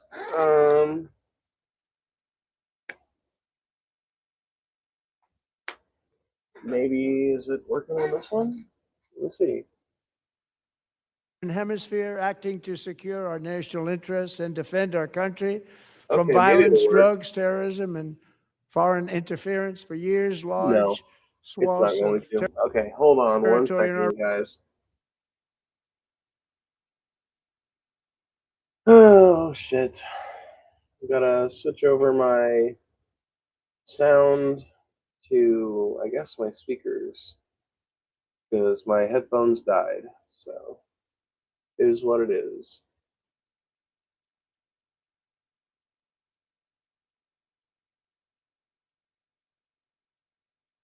Is what it is.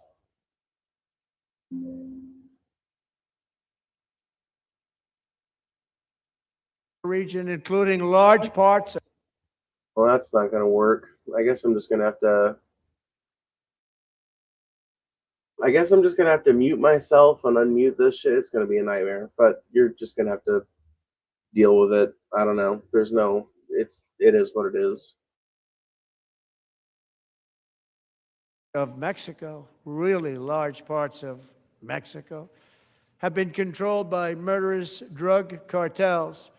That's why I designated these cartels as foreign terrorist organizations, and I declared illicit fentanyl as a weapon of mass destruction. Which is one of the stupidest fucking things he's done, by the way. Literally makes no fucking sense at all. Like, a weapon of mass destruction is a weapon which, when triggered, causes mass death all at once. It doesn't even make sense to apply it to a drug. But not only that, but I don't think we're going to get any mention of the recent killing of El Mencho in this talk, which was a major step towards a victory in the war against the cartels in Mexico. So the Mexican army has actively been working to work with the U.S. and try to get their numbers under control and shit.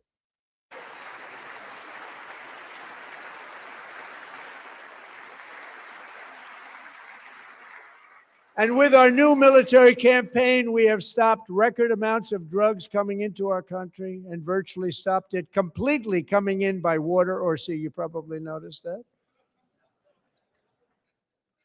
We very seriously damaged their fishing industry also. Nobody wants to go fishing anymore. We've also taken down one of the.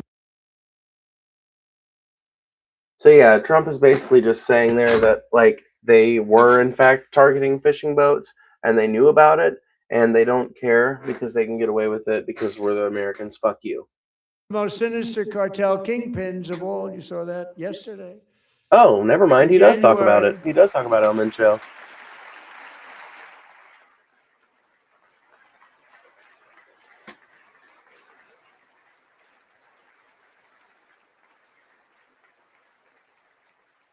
In January, elite American warriors carried out one of the most complex, spectacular feats of military competence and power in world history. No one's seen anything like it. Foreign leaders, I won't. Oh shit! And they said, "Very impressive, very." Brags about illegal Venezuela operation. They saw what happened. This is a different. That was on the bingo card, y'all. Ago when we fought to tie. It's a great fighting force. I'm so proud of it. Look at Space Force. Space Force is my baby because we did that. My baby is becoming so important. I love your bangs. Well, thanks. I appreciate it. Can't fish, can't cut my grass, can't barbecue. Who are you talking about?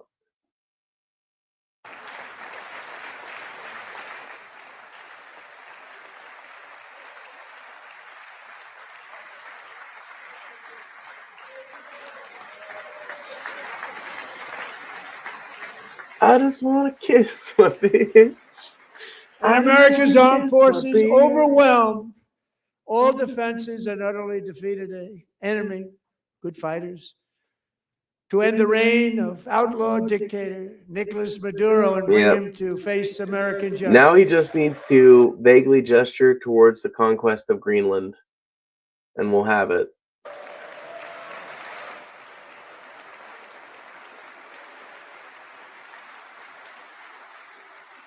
And this was an absolutely colossal victory for the security of the United States. And it also opens up a bright new beginning for the people of Venezuela. We're working closely with the new president of Venezuela, Delcy Rodriguez, to unleash extraordinary economic gains for both of our countries. By the way, Delcy Rodriguez has called for the release of Nicolas Maduro and considers herself a continuation of the Maduro regime. So the idea that Trump actually did anything substantive there, no. He just kidnapped a world leader and is holding him against his will. And to bring new hope to those who have suffered so terribly. They really did suffer. With us tonight is Alejandro Gonzalez. She grew up in a tight-knit Venezuelan family and was especially close to her beloved uncle Enrique. But after Enrique ran for office and opposed Maduro, he was kidnapped by Maduro's security forces and thrown into the regime's really infamous prison in Caracas. Alejandro.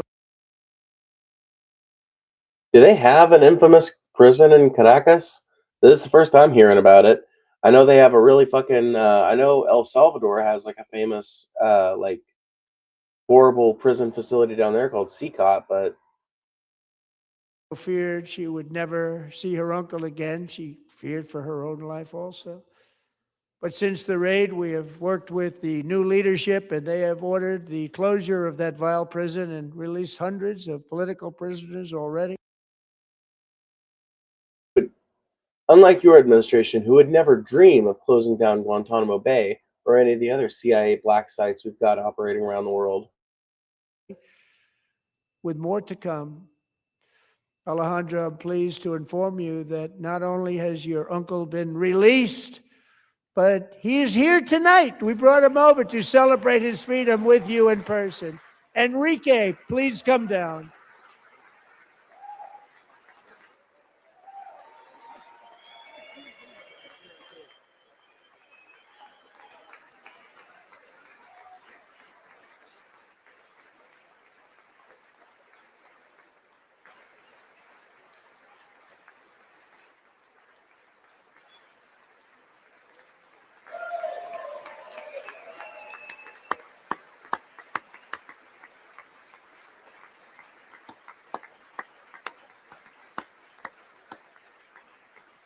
Think about how much of this speech has just been clapping. Thank you, Enrique. Have a good time. Nice to have you back, Enrique. There were many heroes on that January raid to capture Maduro, really great heroes. It was very dangerous. They knew we were coming. They were all set. But the deeds of one warrior that night will live forever in the eternal chronicles of military valor. Chief Warrant Officer 5, Eric Slover, planned the mission and was the flight lead in the cockpit of the first helicopter, a big, beautiful, powerful helicopter. It was a massive Chinook carrying, as you can imagine, many, many American warfighters wearing the dog. Not only was I right that they were Chinooks, which was obvious just from looking at them, but I was right that they contained American soldiers. So we were right about there being boots on the ground on Venezuela. We were right. Tags, his wife Amy had blessed with holy water before he left. She knew it was going to be a rough one. Eric steered the Chinook under the cover of night and descended swiftly upon Maduro's heavily protected military fortress. This was a major military installation, protected by thousands of soldiers and guarded by Russian and Chinese military technology. How did that work out? Not too good? I doubt that very seriously. I doubt that 100%. But maybe. I mean, they could have had some old Chinese and Russian equipment, I guess. While preparing to land, enemy machine guns fired from every angle, and Eric was hit very badly in the leg and hip, one bullet after another. Oh, somebody sent me a little money on Cash App. Thanks for the coverage. His leg into well, that's nice. Thank you. And yet, How despite the sweet. fact I appreciate that the that. use of his legs was vital to successful What a kind helicopter soul. flight, Thank you legs to are the whoever most did that. important part of flying a helicopter. To deliver the many commandos who would capture and detain Maduro was the only thing Eric was thinking about. Then, even as he was gushing blood, which was flowing back down the aisle, helicopter lands at a steep angle. The machine gun stood right in front of him. They were right in front of him, two machine gunners who escaped the wrath of the previous planes. Eric maneuvered his helicopter with all of those lives and souls to face the enemy and let his gunners eliminate the threat. Turned the helicopter around so the gunners could take care of business, saving the lives of his fellow warriors from what could have been a catastrophic crash deep in enemy territory. Yeah, so he's just like literally bragging about a highly illegal kidnapping of a world leader at this point, and it looks like that's pretty much how he finishes Only out after his speech. safely landing the helicopter with all the Please let it warriors in aboard soon. in the exact right spot, which was vital to the mission. We probably would have had to maybe cancel the mission if that didn't happen. Eric told his co-pilot, also wounded, but not as gravely, to take over. I'm about ready to pass out. The success of the entire. You see, this is interesting because we were told in the wake of that operation that no American soldiers had been harmed. We were told that no American forces had been harmed, that no American equipment had been damaged.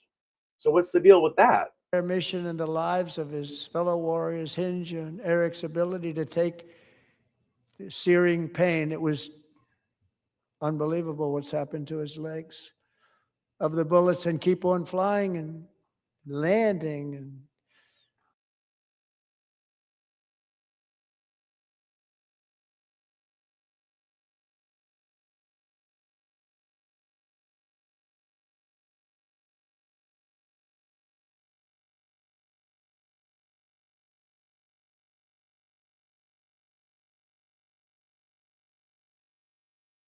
people knew what was happening. Everybody in the back of the helicopter knew because they saw the blood pouring down the aisle. Chief Warrant Officer Slover is still recovering from his serious wounds, but I'm thrilled to say that he is here tonight with his wife, Amy, Eric, and Amy. Come on in.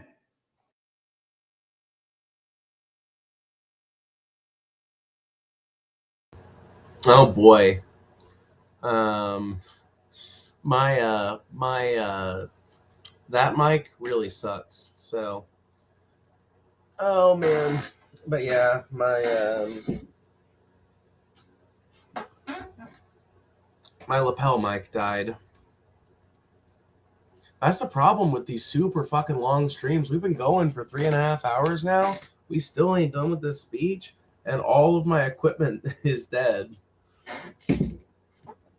But yeah, I was just saying, I really appreciate those of you guys who donate, whether it's through Cash App or Super Chat or whatever form it is, because you guys are literally the reason why I'm able to do this. You guys are why I'm able to continuously upgrade my operation and my setup over here. And if it wasn't for you guys, I don't know what I'd do, man. I don't know how I'd be able to function as well in any other job. So no, I mean, I've done plenty of other jobs, but it's just like, this is particularly well suited to me. And I just, whatever. You guys get it. You guys understand.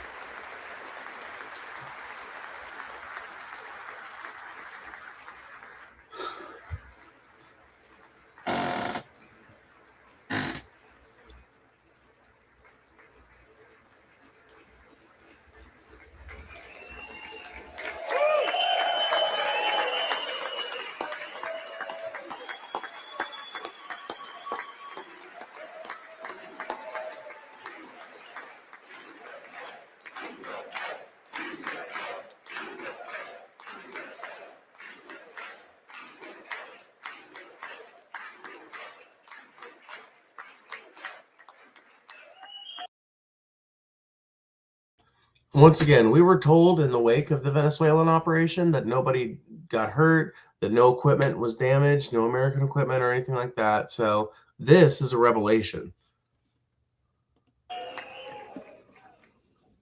So we have a surprise for Eric and Amy. In recognition of Eric's actions above and beyond the call of duty, I would now like to ask General Jonathan Braga to present Chief Warrant Officer Slogan Braga.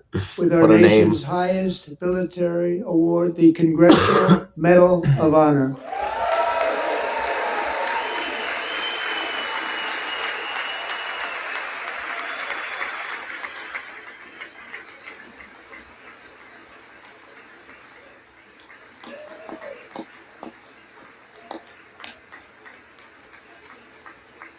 Man, that stone-faced military man look. I can't imagine that's easy to pull off.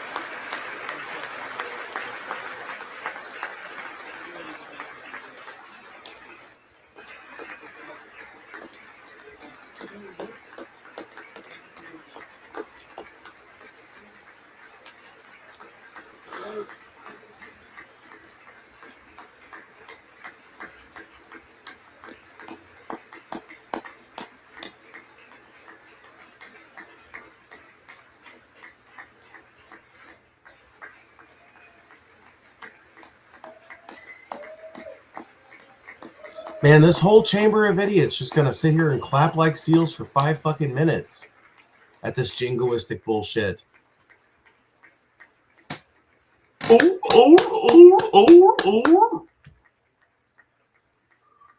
Well, thank you very much, Eric and Amy. Great to get to know you. I met with them and with a lot of their fellow warriors at Fort Bragg recently. You notice the name Fort Bragg? We have it back. We brought it back. We won. Yes, everyone knows that you brought back the name of a Confederate slave-owning general to the fucking fort. Okay, everybody knows. World War with it, and then they decided to change the name, so we changed it back. Everybody wanted to change back too. He's stoned. He might be. I mean, you know, DC does have recreational weed. They've got a medical program. The states around them have medical programs. So it wouldn't surprise me. He may be. Also wouldn't surprise me because I'd certainly want to be stoned if I was a warfighter that was injured in a fucking illegal operation. I'd certainly want to be high. And 10 of Eric's fellow warriors from that incredible night of victory will also be receiving medals at a private ceremony that will soon be held at the White House. And Eric will be there. Thank you. Illegal. Yes. Yeah. Yeah. The president can't just decide, and his military can't just decide, like, sight unseen, to go into another country with no international oversight, no opportunity to remit grievance or anything like that. Yeah. No. Illegal.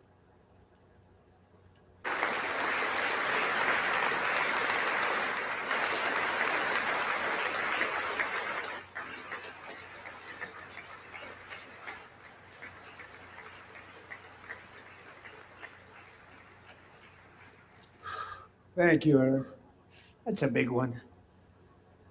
Tonight we've celebrated many truly extraordinary American patriots, but there is one last living legend. Oh, damn it. That's not who I was. I'm sorry. Pink Fur, I did not mean to time you out. I was trying to time out this dumbass. I'm sorry. I hope I didn't time you out for too long. God damn it. Now I have to fucking go do some shit to make sure that I'm not for too long. Fucking.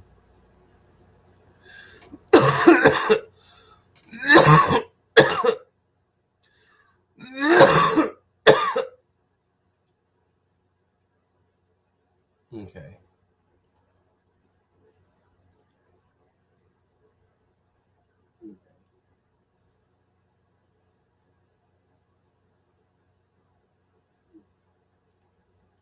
Okay.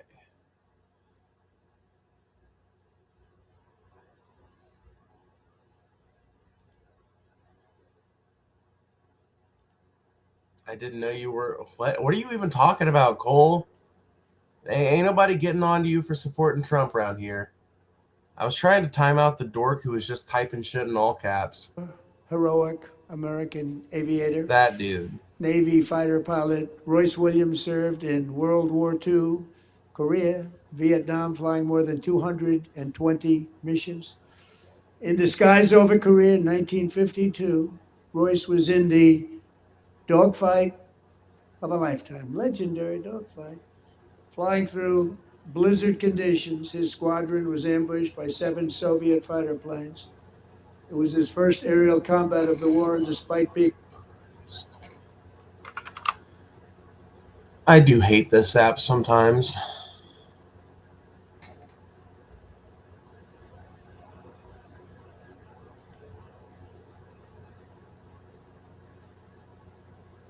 Do do do do do do do do do do do do do do do do do do do do. Do do do do do do do. Do do do do do do. Do do do do do. Do do do do do do. Do do do do do do.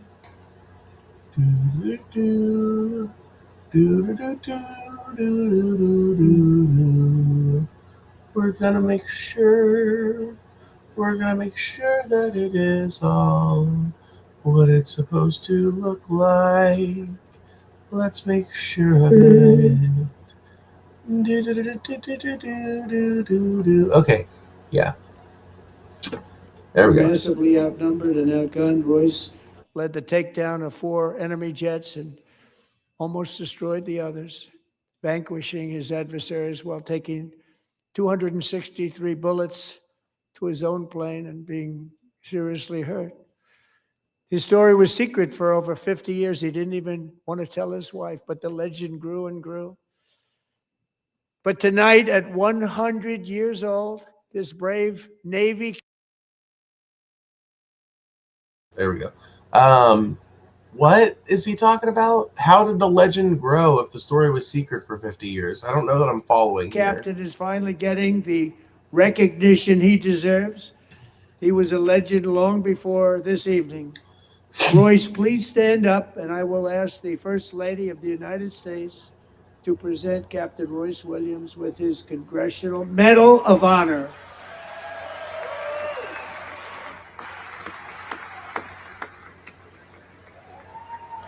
Once again, I just want to say, like, this is pretty normal stuff to do during any presidency. I'm not necessarily surprised that it's happening at Trump's State of the Union. It's pretty common to have commendations and medals like this awarded at big ceremonies like this. Particular kinds of medals, that is.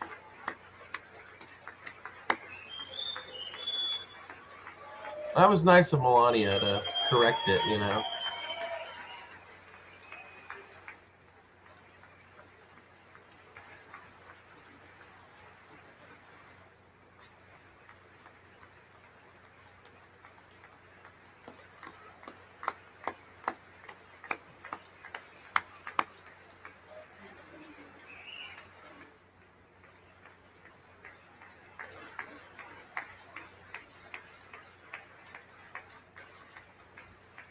Oh no. Oh no. The old man is telling Melania an old man story. You see? You see the old man story happening?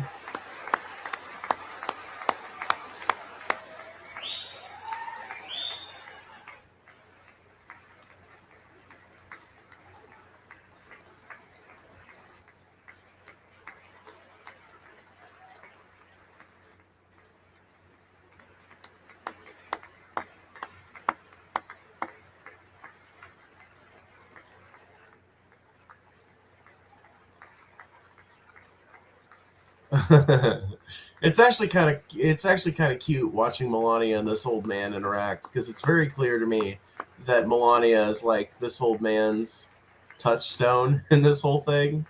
He's like the one person that he kind of sort of trusts, because she's like an Eastern European lady and relatively harmless as Trump acolytes go. I have to imagine a lot of the people that surround Trump probably give off the aura of horrible, evil Nazi that wants to destroy you and everything you fought for. But Melania's never really given me that vibe. Like she's like definitely definitely an excessive user of plastic surgery, like most of the Trump women. But as far as the vibe I get off of her, I don't know. She's like. Thank you, Royce, and thank you, Eric. I've always wanted the Congressional Medal of Honor, but I was informed I'm not allowed to give it to myself, and I wouldn't know why I'd be taking it, but if they ever open up that law, I will be there with you someday. But that's our highest honor, Congressional Medal of Honor, and that's a big thing. And what's up, Book Blaze? I'm honored to be in the same room with you. Thank you both very much, Eric. Thank you.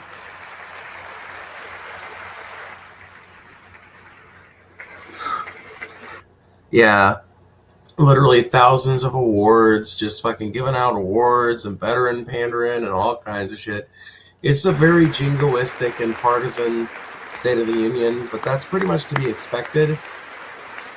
And once again, it's horrible fucking optics for the Democrats to just be getting up for the military. Like, why didn't they also get up for some of the shit earlier? 250 years is a long time. Like, if you're going to get up, like if... See, this is what I mean when I say the Democrats have inconsistent messaging. If you want to run with the progressive message that authoritarianism is bad, then don't be standing up for these fucking jingoistic veteran butter-ups. Don't be standing up for those either. In another sense, it's really a mere moment in the eye of history. Two of the gentlemen we met in the gallery this evening took their first breaths 1 century ago. 100 years before that, on July 4th, 1826, the author of the Declaration of Independence. Do you like how he had to think about it for a minute? The Declaration of Independence.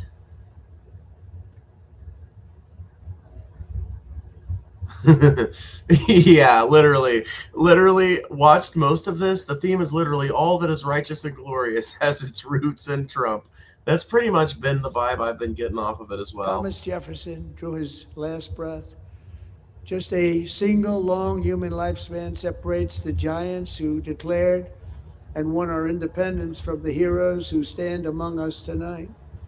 Everything our nation has done, everything we have achieved, has been the work of those few great lifetimes. In those brief chapters, Americans built this nation from 13 humble colonies into the pinnacle of human civilization and human freedom, the strongest, wealthiest, most powerful, most successful nation in all of history. Americans ventured out across the daunting and dangerous continent. We carved paths through an unforgiving wilderness, settled a boundless frontier, and tamed the beautiful but very, very dangerous Wild West. Did you hear that half the things Kamala said and the contradictions of her previous speeches? No disrespect, she would drive this country in the ground within the first year. I actually kind of agree with you. I don't think a moderate Democrat would have been the right answer in 2024, which is why I didn't vote for Kamala Harris in 2024, nor did I advocate other people did. In fact, I was telling people, vote for Kamala if you want to, but I think you'd be better off spending your vote on a third-party vote, because Kamala's going to lose. She cannot win. She is an even less electable candidate than Trump is, and she will lose this election. So you might as well spend your vote on a protest vote, because Kamala ain't winning. From empty marshes and wide open plains, but that's not to say that Trump is actually doing any better. I think that we need a complete reversal of policy here in America. You understand, Trump is just a worsening of tendencies that have been growing in both parties for the last 20 years. He is just a worsening of that, a logical conclusion to all of that. Raised up the world's greatest cities. Together we mastered the world's mightiest industries and shattered history's monstrous tyrannies. And we liberated millions from the chains of fascism, communism, oppression, and terror. Americans lifted humanity into the skies on the wings of aluminum and steel And then we launched mankind into the stars on rockets powered by sheer American will and Yeah, America did all those things. You didn't really have shit to do with it, though. unyielding American pride. We wired the globe with our ingenuity. We captivated the planet with American culture. And now we are American culture that all of you guys like religiously hate because it's all too woke for you. Literally, look at this dude up here talking about American culture when you know him and his party reject every aspect of American culture that got American culture on the map. pioneering the next great American breakthroughs that will change the entire world. All of this and so much more is the enduring legacy, unmatched glory. You think you would survive war? It depends on what city I'm in and whether I'm in a city or not. I mean, if you're in the rural areas and you're not like in the path between two cities or something like that, you're probably going to survive the war. Of the hardworking patriots In whatever who country built it and is. defended this country and who still carry the hopes and freedoms on all of humanity's backs. For years they were forgotten, betrayed, and cast aside. But that great betrayal is over, and they will never be forgotten again. Because when the world needs courage, daring, vision, and inspiration, it is still turning to America. And when God needs a nation to work his miracles, he knows exactly who to add. There will never be a mandatory draft in Iran. If there ever is a draft, they will exclude me because I'm trans. If they don't exclude me for being trans, they'll exclude me for being fat and flat-footed. There is no challenge Americans cannot overcome, no frontier too vast for us to conquer, no dream too bold for us to chase, no horizon too distant for us to claim. For our destiny is written by the hand of providence, and these first 250 years were just the beginning.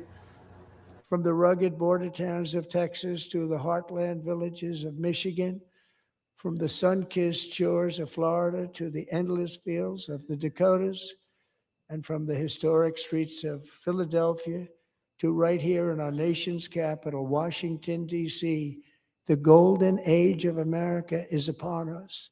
The revolution that began in 1776 has not ended. It's still. Did you guys hear that? The revolution that began in 1776 hasn't ended. The fighting has just continued the whole time, I guess. I didn't know we were still at war with the Brits, but you fucking UK people, you better get ready. Continues because the flame of liberty Let and the independence. eagle soar like she's never soared before, from rocky coast to golden shore. Let the mighty eagle soar. Still burns in the heart of every American patriot. And our future will be bigger, better, brighter, bolder, and more glorious than ever before. Thank you, God bless you, and God bless America.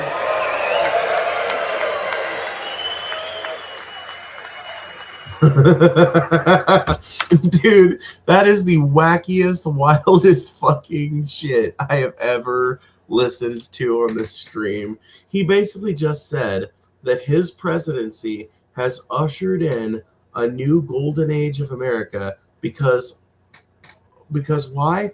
All the reasons he listed before that were all, like I said, as we were covering it, predicated and premised on bullshit. He basically lied throughout the entire fucking encounter, throughout the entire speech. He tells lie after flagrant fucking lie, and then caps it all off with, and that's why we're the greatest, and me being president has fixed everything and made everything better. I really do not know how there's an entire cadre of Americans who have willingly accepted this, not just as acceptable, but as desirable.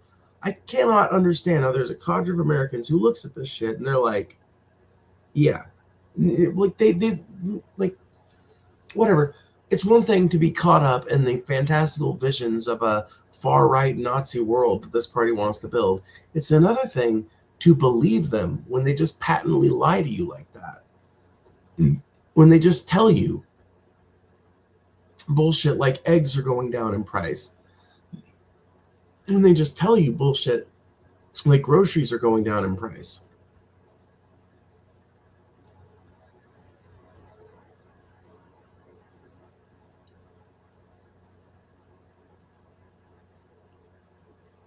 Yeah, he still thinks the Revolutionary War is going on. Sounds like dementia to me. It does kind of sound like dementia, doesn't it? Is this the end of this fucking arduously long speech? Is this the end? Is it finally over? Is it finally over? Yes, it's finally over. Oh my God, it's finally over. Oh my God, it's finally over. Oh my God, it's finally over. Yay! The author of the Declaration of... Oh, I'm so happy. Oh, it's finally over, you guys. Oh, it's over. We did it. We watched the Donald Trump State of the Union. We looked at Trump accounts. We did it. We did the thing. We did it. We did it. We did it. Hooray. Hey, y'all. We did it. Let's see. Let's read the chat for a while, and then we'll get out of here.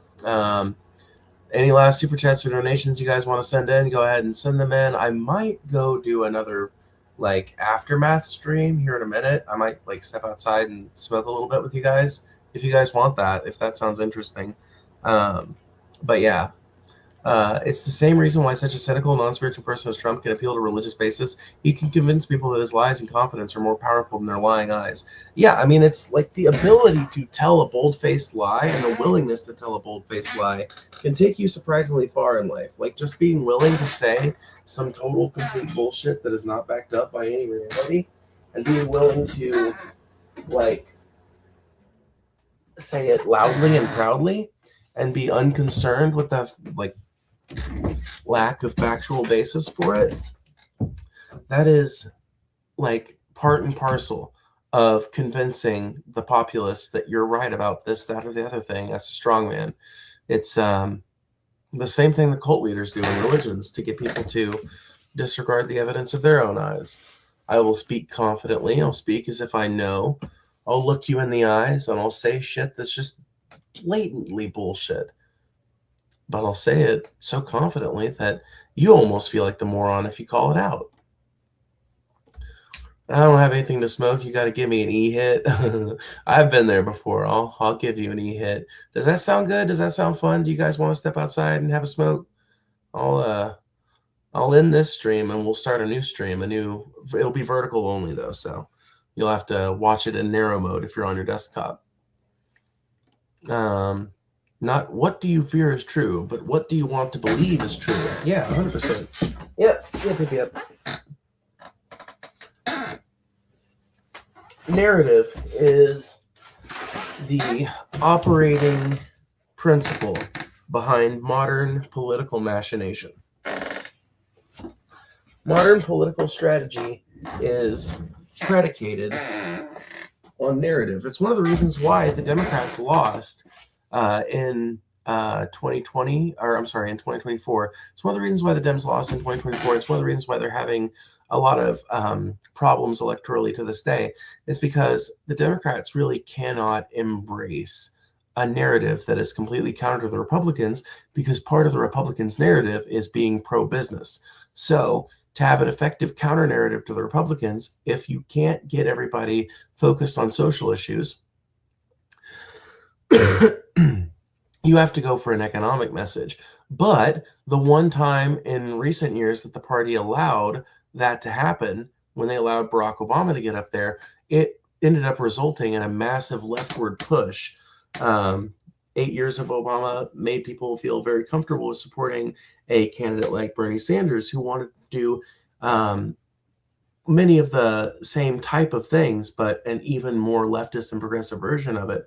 I think the party saw that and realized that they can't keep going down that path. And so they tried the kind of like, well, let's just do the hardcore social justice warrior thing. We'll be like really ardent fighters for for social justice, and that didn't really work out either, because the left and Dems, etc., whatever phrase you want to use to refer to the wider grouping, we were not consistent in our messaging, and a lot of our messaging just wasn't very effective. We also engaged in a lot of tactics that I think didn't exactly help us in that regard.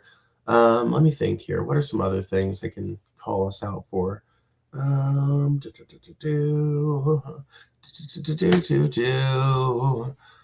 Anyway, life is just a choose your own adventure book at this point. Yeah, I mean, increasingly life is becoming a choose your own adventure book, because there are two versions of reality that are being defended and pushed forward by two entirely different groups of the political aisle. And then there are a bunch of people who just don't know what's going on anymore, because it's pretty much like, unless you were taught by your parents or your schooling how to think critically, it's very hard to tell real from fake at this point.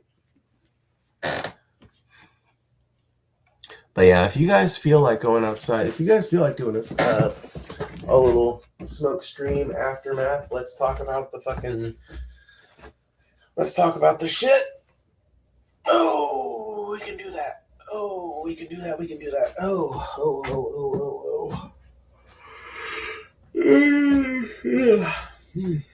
I'm tired. Anyway, BRB. I gotta use the bathroom.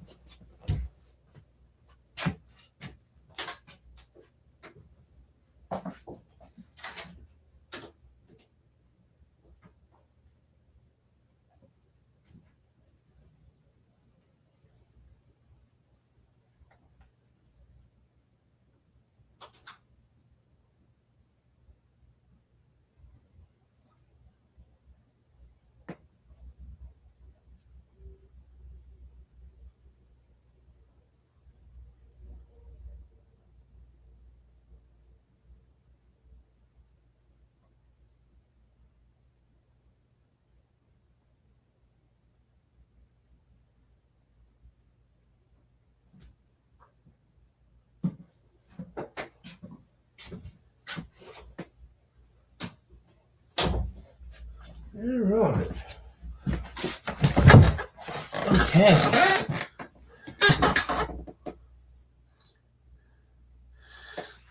There's too much going on for people to keep up at this point. That's kind of the way I feel too. I feel like there's a lot of people who would be doing more. They would be trying their best to keep up with everything, but there's just too much. The 24-hour news cycle. I don't know. This will probably make it into a video essay of mine here soon. But yeah. Let's see. Okay, yeah. All right. Well, I guess come see me in a minute. I'm going to do an aftermath stream outside. We're going to call it quits on this stream, though. So thank you guys for hanging out. Aria, we did make the bingo goal. So let me just show you guys the bingo thing before we go real quick. Let me save as PNG. Let's see here. Screenshot 21. Okay, there we go. That'll be fine. Let's see here. Alrighty. Now we've got that done, and I can share with you guys what the what it ended up looking like at the end. All right. You see that? You see that shit? We got so much. We got so much. We got so many. So we got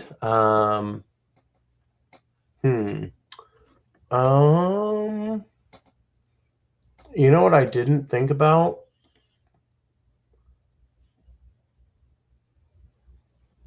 I didn't think about the fact that oh no.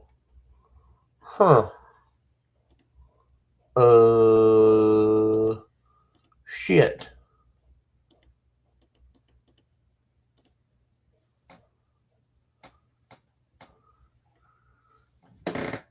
Well, I'm retarded because I didn't save a version of this that had the text edited, but didn't have the marks on there. So I'm retarded. But this is what it ended up looking like. We got almost a complete bingo. The only ones we didn't get was Democrats terrorists, brags about surveillance state, brags about own health, claims he knows everything, flagrant lies about conduct of ICE officers, bitches about United Nations or other international body, claims he solved war in the Middle East. I feel like he pretty much did. He pretty much did. We can claim that one. Let's see.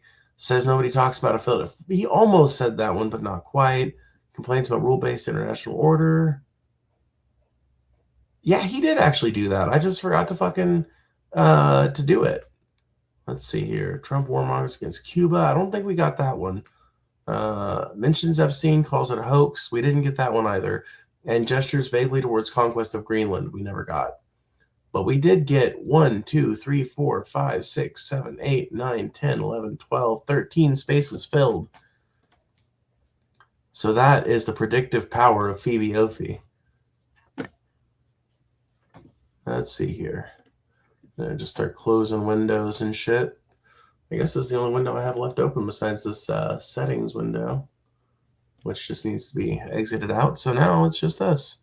Yeah, all right. Well, if you guys want to hang out with me a little bit longer, come find me in approximately 2 or 3 minutes. I will be outside smoking in my office trailer thing that we've got out there.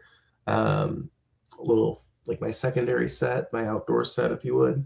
It's not exactly outdoor, but it's a building I can smoke in. So what is the prize for winning bingo? Actually, the prize we won was actually just for getting 3 spaces. One of my mods, Aria Marie, said she'd give me $50 if I managed to get 3 spaces on the bingo. She didn't even, I think she meant 3 spaces on the bingo. I hope she didn't mean 3 distinct bingos, because we definitely lost if that was the challenge. But I've got this picture shaved, Stacy. Anyway, I've got the picture saved, so I can send it over to her if I need to, which maybe I should. But yeah, come find me in 2 or 3 minutes. We're gonna go. We're gonna hang out in my little outside area. We're gonna smoke some and talk, and we'll do a post-mortem. Thank you guys for hanging out as usual. Thank you guys for donating. Thank you guys for supporting the channel, and I will see you guys in just a minute.